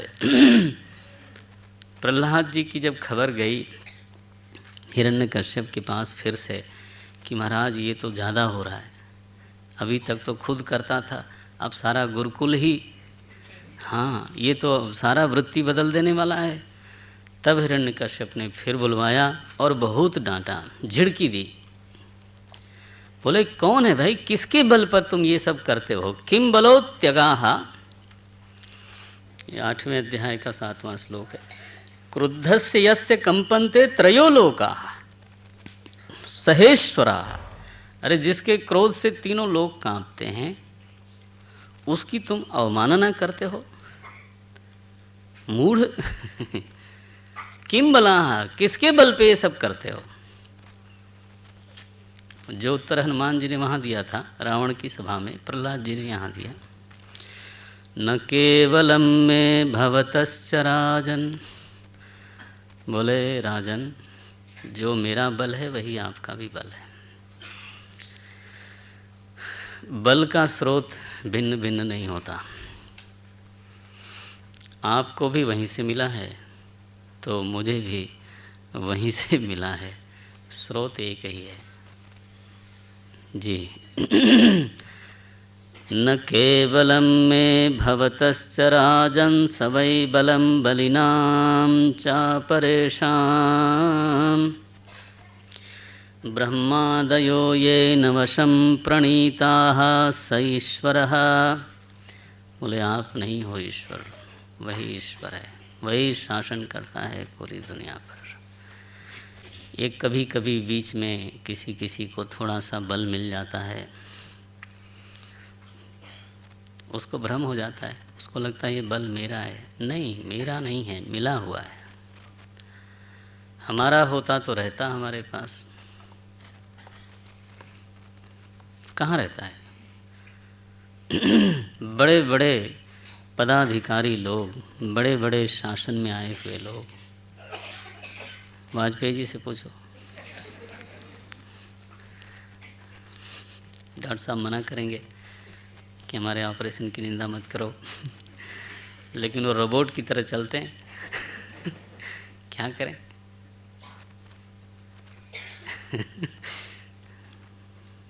ये तो मिलता है थोड़े दिन के लिए। मेरा कहना तो अब एक भ्रम ही है, ये शरीर ही थोड़े दिन के लिए मिला, बल की क्या बात है। लेकिन इस विचार को मानने का कई बार अभिमानियों को मन नहीं करता।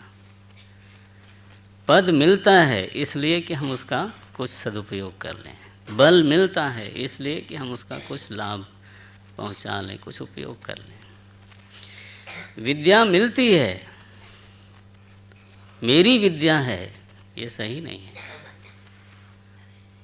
किधर सही है?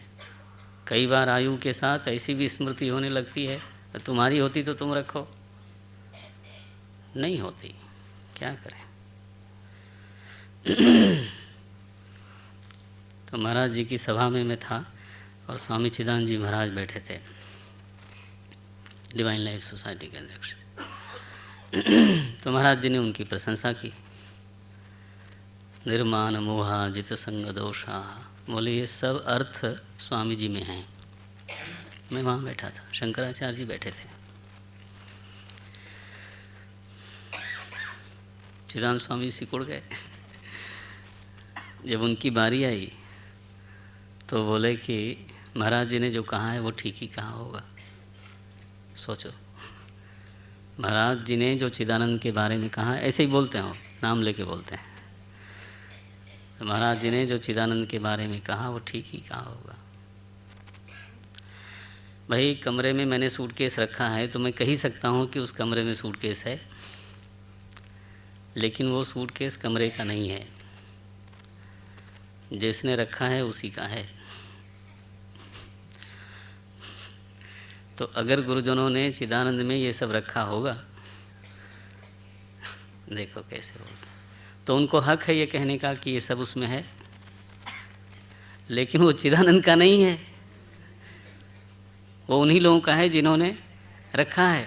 से क्या बात है भैया, तृप्ति हो गई उस दिन। बोले अगर चिदानंद बोलता है कि मेरा है तो वो तो चोर है। ये शब्द उन्होंने सभा में कही।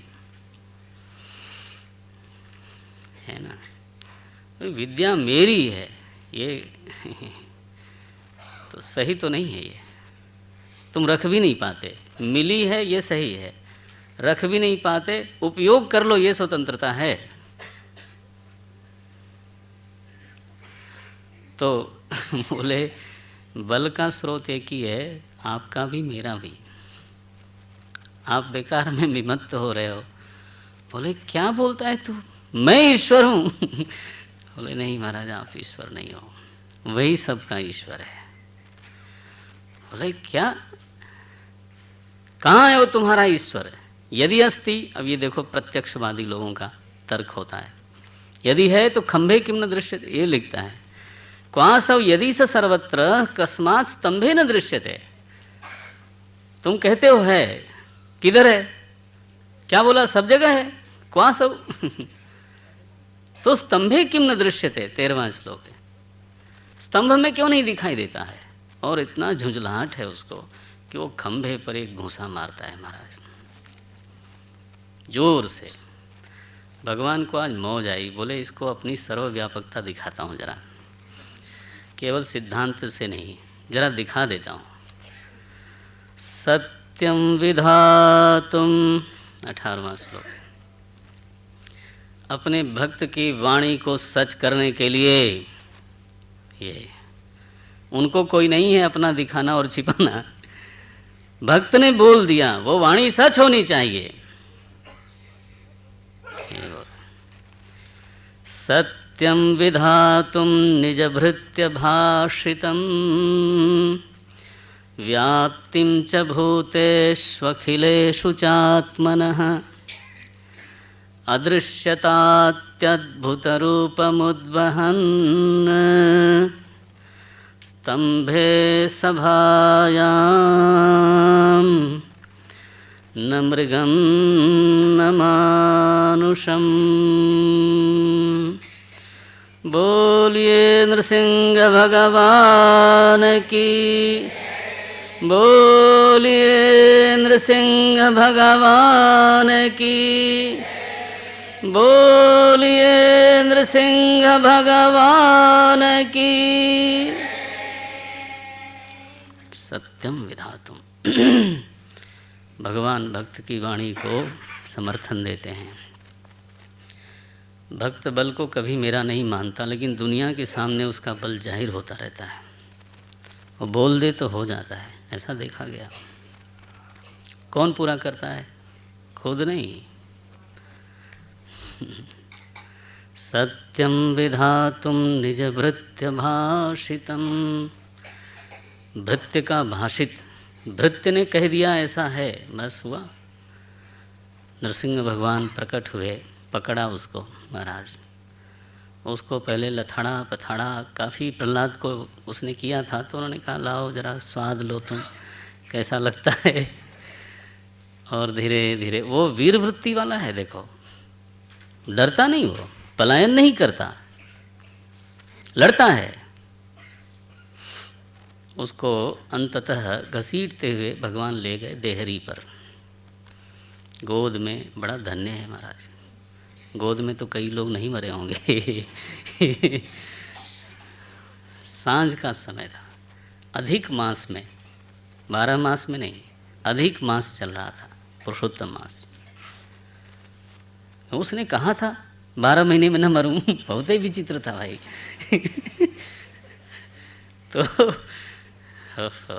अधिक मास में अपने गोद में लेकर के नाखून से जब उसका कलेजा फाड़ा है उन्होंने, तो पहले पूछ लिया कि दिन है? बोले नहीं है। रात है? बोले नहीं। घर के बाहर हो? बोले नहीं। भीतर हो? सारी चीज़ स्वीकार करवा के और फिर फाड़ दिया उसको महाराज। सिंह रूप है भगवान वहाँ पर, उसकी आंतें बैठे बार बार सिंहनाद करते हैं। आवेश है भगवान को उस समय। तो देवता लोग, ब्रह्मा जी स्तुति करने आए, महाराज दूर से ही करते हैं। लिखा बिल्कुल, नाति दूर चराहा पृथक, सब दूर दूर से काफ़ी डिस्टेंस रख करके शुरू करते हैं महाराज। अब वो बार बार हुंकार करते हैं, बार बार सिंहनाद करते हैं, आवेश तो शांत नहीं होता भगवान का। ब्रह्मा जी ने कहा लक्ष्मी जी को बुलाना पड़ेगा। लक्ष्मी जी को बुलाया गया कि आपके पतिदेव एक विशिष्ट रूप में आए हैं, शायद कभी आपको ये दर्शन न मिले, तो आप जाओ। लक्ष्मी जी को बुलाया गया है। लक्ष्मी जी जब आई पास में तो देखा ये तो महाराज बिल्कुल ही, 9वां अध्याय है ये, उसका दूसरा श्लोक, साक्षात श्री प्रेषिता देवैहि। लक्ष्मी जी को देवताओं ने भेजा, माता जी जाओ जरा उनको ठंडा करो। लक्ष्मी ने देखा ये मेरे बस की बात दिखती नहीं है, बोले इनको हम जानते नहीं, पहचानते नहीं। ये कभी देखा नहीं हमने इनको। बहुत बढ़िया उपाय है महाराज, कभी पुरुष लोगों में नृसिंहावतार हो जाए। न मृगम न मानुषम, न मनुष्य दिखाई देते हैं, न सिंह दिखाई देते हैं, पशु दिखाई देते हैं। जब ऐसा लगे ना तो लक्ष्मी जी को फॉलो करना चाहिए। बोले इनको हम पहचानते नहीं। लक्ष्मी जी गई नहीं महाराज। शिव जी ने कहा भाई ये तो प्रहलाद के भगवान हैं और किसी के हैं नहीं, इसलिए उन्हीं को भेजना चाहिए, तभी शांत होंगे। सो प्रहलाद जी भेजे गए। प्रहलाद जी को उसी गोद में बैठाया भगवान ने, लेकिन गोद फिर फर्क हो गई। उसी हाथ से उनके सिर को छुआ, नख वाला, खून लगा हुआ, लेकिन उसमें फिर स्नेह है, वात्सल्य है। और बोलते हैं कि बड़ी देर हुई आने में, तुमको बड़ा कष्ट हुआ। स्वपादमूले पतितं तमर्भकं विलोक्य देवः कृपया परिप्लुतः। तो कृपा से परिप्लुत होके, ओतप्रोत होकर के भगवान ने उनके सिर पर हाथ फेरा, बड़ा समझाया है उनको। बोले प्रहलाद ऐसा कुछ नहीं है जो मैं नहीं दे सकता, ऐसा कुछ है नहीं, ब्रह्मा जी की सीमा होगी, मेरी नहीं है। क्या चाहिए बोलो, वर मांगो। प्रहलाद जी कहते हैं प्रभु मैं ढूंढ के देखता हूँ अपने हृदय में, कोई इच्छा दिखाई नहीं देती। मैंने बहुत अनुसंधान किया, कुछ दिखे, कोई दिखता नहीं, कोई इच्छा। लेकिन आप बोलते हो मांगो, इसका मतलब तो कुछ होगा जरूर जो मुझे नहीं दिखती। आप भगवान हो के जब बोलते हो मांगो तो आपको शायद दिखती होगी। मैं मांगता हूँ कि अगर कुछ ऐसी दबी छुपी कुछ हो तो वो नष्ट हो जाए। ये देखो, ये वर मांगा प्रहलाद जी ने। न रहे वो भी न रहे जो मुझको नहीं दिखती, आपको दिखती है, वो इच्छा भी प्ररोहित न हो। ये प्रहलाद जी का वर है। ये 10वें अध्याय के 7वें श्लोक में प्रभु ने ये मांग करी। देखिए, कामानाम हृदय असमरोहम भवतः।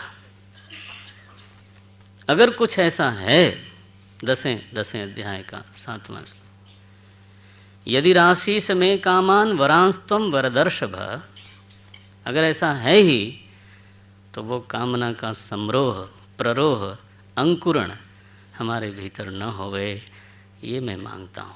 वृणे वरम, ये वर मांगता हूँ। अब सोचो भगवान को भी कोई निरुत्तर करने वाला होता है। कितना वात्सल्य हुआ होगा कि आपके अलावा कुछ मांगे तो व्यभिचार हो गया। ये तो वृत्ति में व्यभिचार हो गया। अन्याश्रयाणाम त्यागः, मन में तो कोई और आश्रय जगता नहीं है, बस यही रहने दो।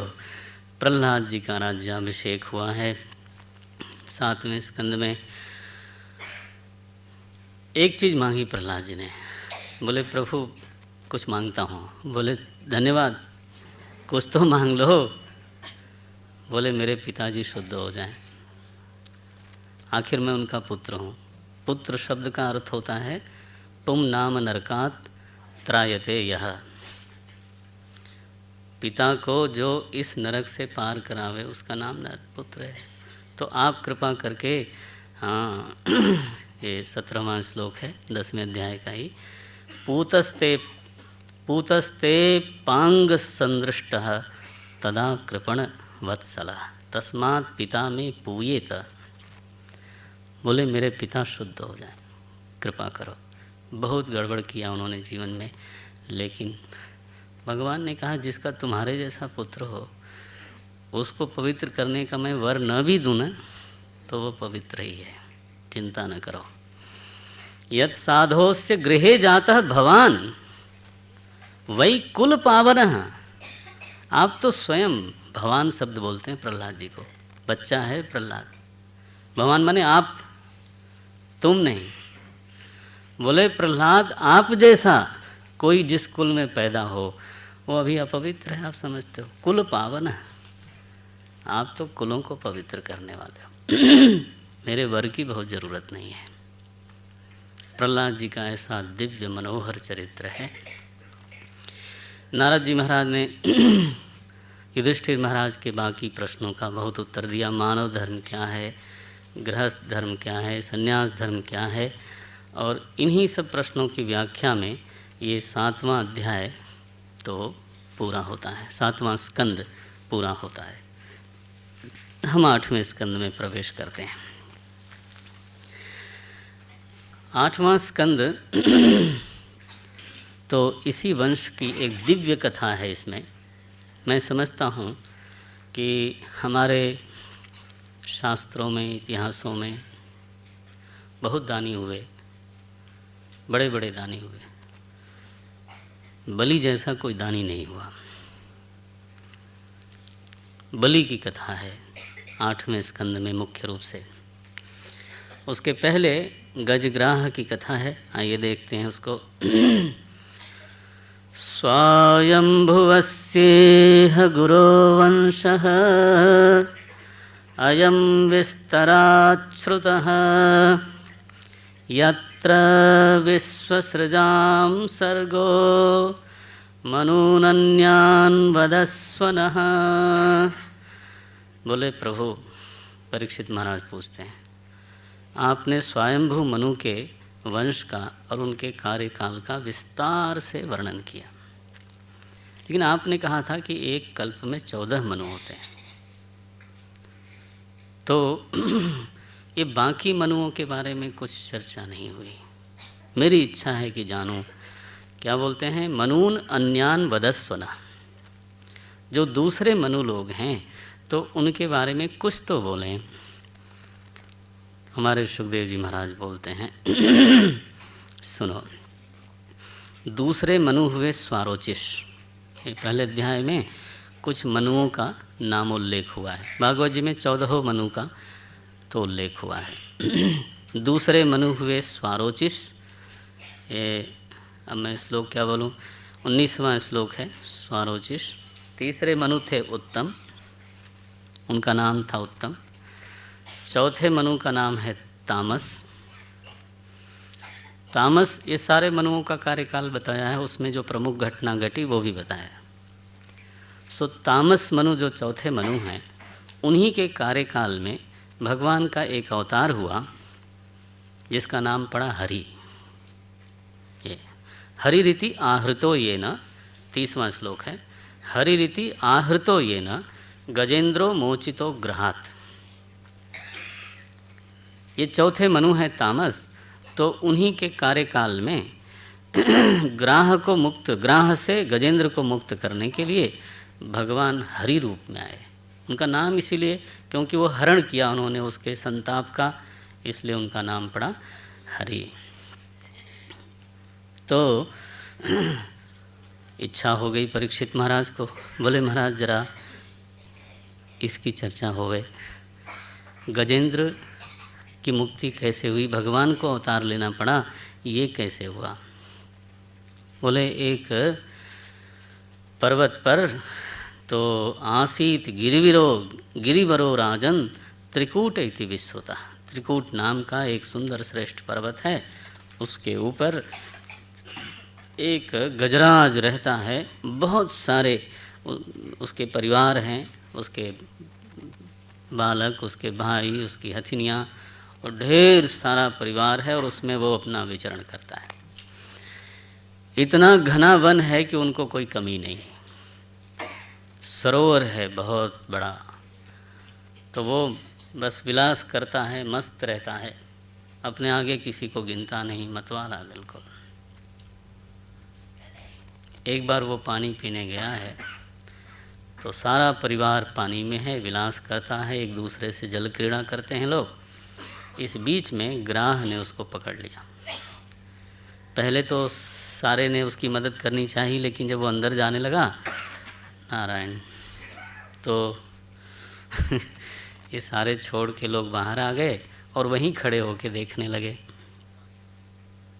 ये होता है, वो खड़े होके देखने लगे, अश्रु गिराते हैं लेकिन तो मदद तो नहीं करते। ऐसा संघर्ष चलता रहा, लेकिन वो पानी का जीव पानी में बलवान है, हाथी तो थल का जीव है, तो वहाँ तो वो बलवान होगा। तो धीरे धीरे धीरे ग्राह जब उसको भीतर ले जाने लगा, जब उसके एकदम डूबने की बारी आई, वो पद लिखा लोगों ने, तो नीर पीबन हेतु गयो सिंधु के किनारे। सिंधु माने सरोवर, सिंधु के किनारे, सिंधु बीच बसत ग्राह चरण धरी पछारे। तो चरण पकड़ के उसने खींचना शुरू किया। कहते हैं 4 प्रहर युद्ध भयो ले गए मझधारे। भागवत जी में कई वर्ष लिखे, लेकिन बहरहाल पद अच्छा है। 4 प्रहर युद्ध भयो ले गयो मझधारे, नाक कान डूबन लाग्यो प्रभु को पुकारो पुकारे। तो शंख चक्र गदा पद्म तो गरुण पर पधारे, ऐसे करके कहते।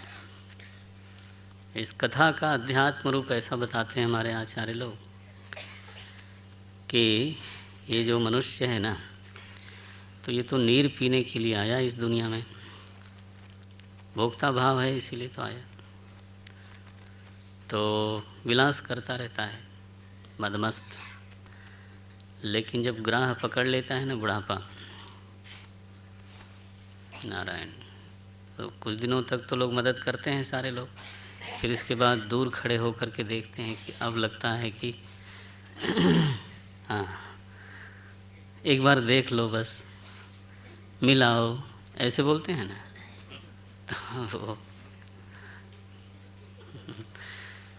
4 पहर युद्ध हुए, चौथा पहर आ गया तो गज ने तो बुला लिया भगवान को। अब हम लोग तब भी नहीं बुलाते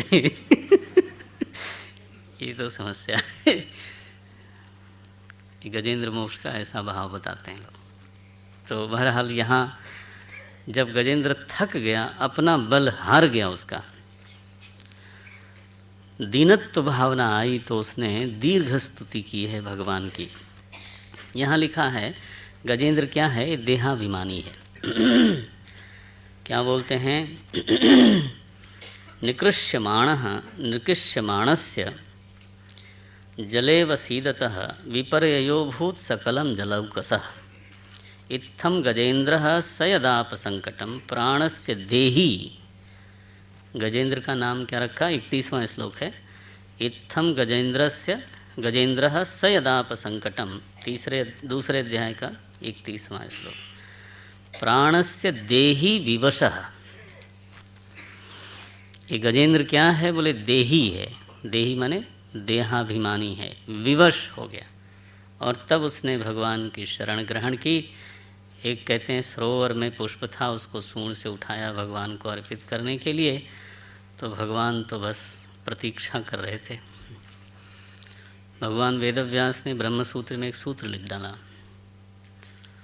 रक्षाम अपेक्षाम अपेक्षते, एक सूत्र है। भगवान सबके लिए सम है, लेकिन आपकी मदद के लिए उनको अपेक्षा है। क्या अपेक्षा है, कि आप कहो कि मेरी रक्षा करो। बोले ऐसी क्यों अपेक्षा करते हैं? बोले तो सभी लोगों के लिए समान है, और कल आपकी मदद करें तो उनको कुछ अपने को बचाने के लिए तर्क चाहिए ना।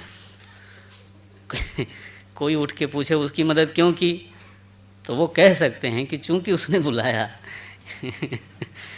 इसलिए मदद की, तुमने नहीं बुलाया तो नहीं की। ये सूत्र रक्षाम अपेक्षाम अपेक्षते। बोले गजेंद्र ने बुलाया है, भगवान पधारे, ग्राह का वध कर दिया। गजेंद्र ने जो स्तुति की है, यहाँ पर दीर्घ स्तुति है।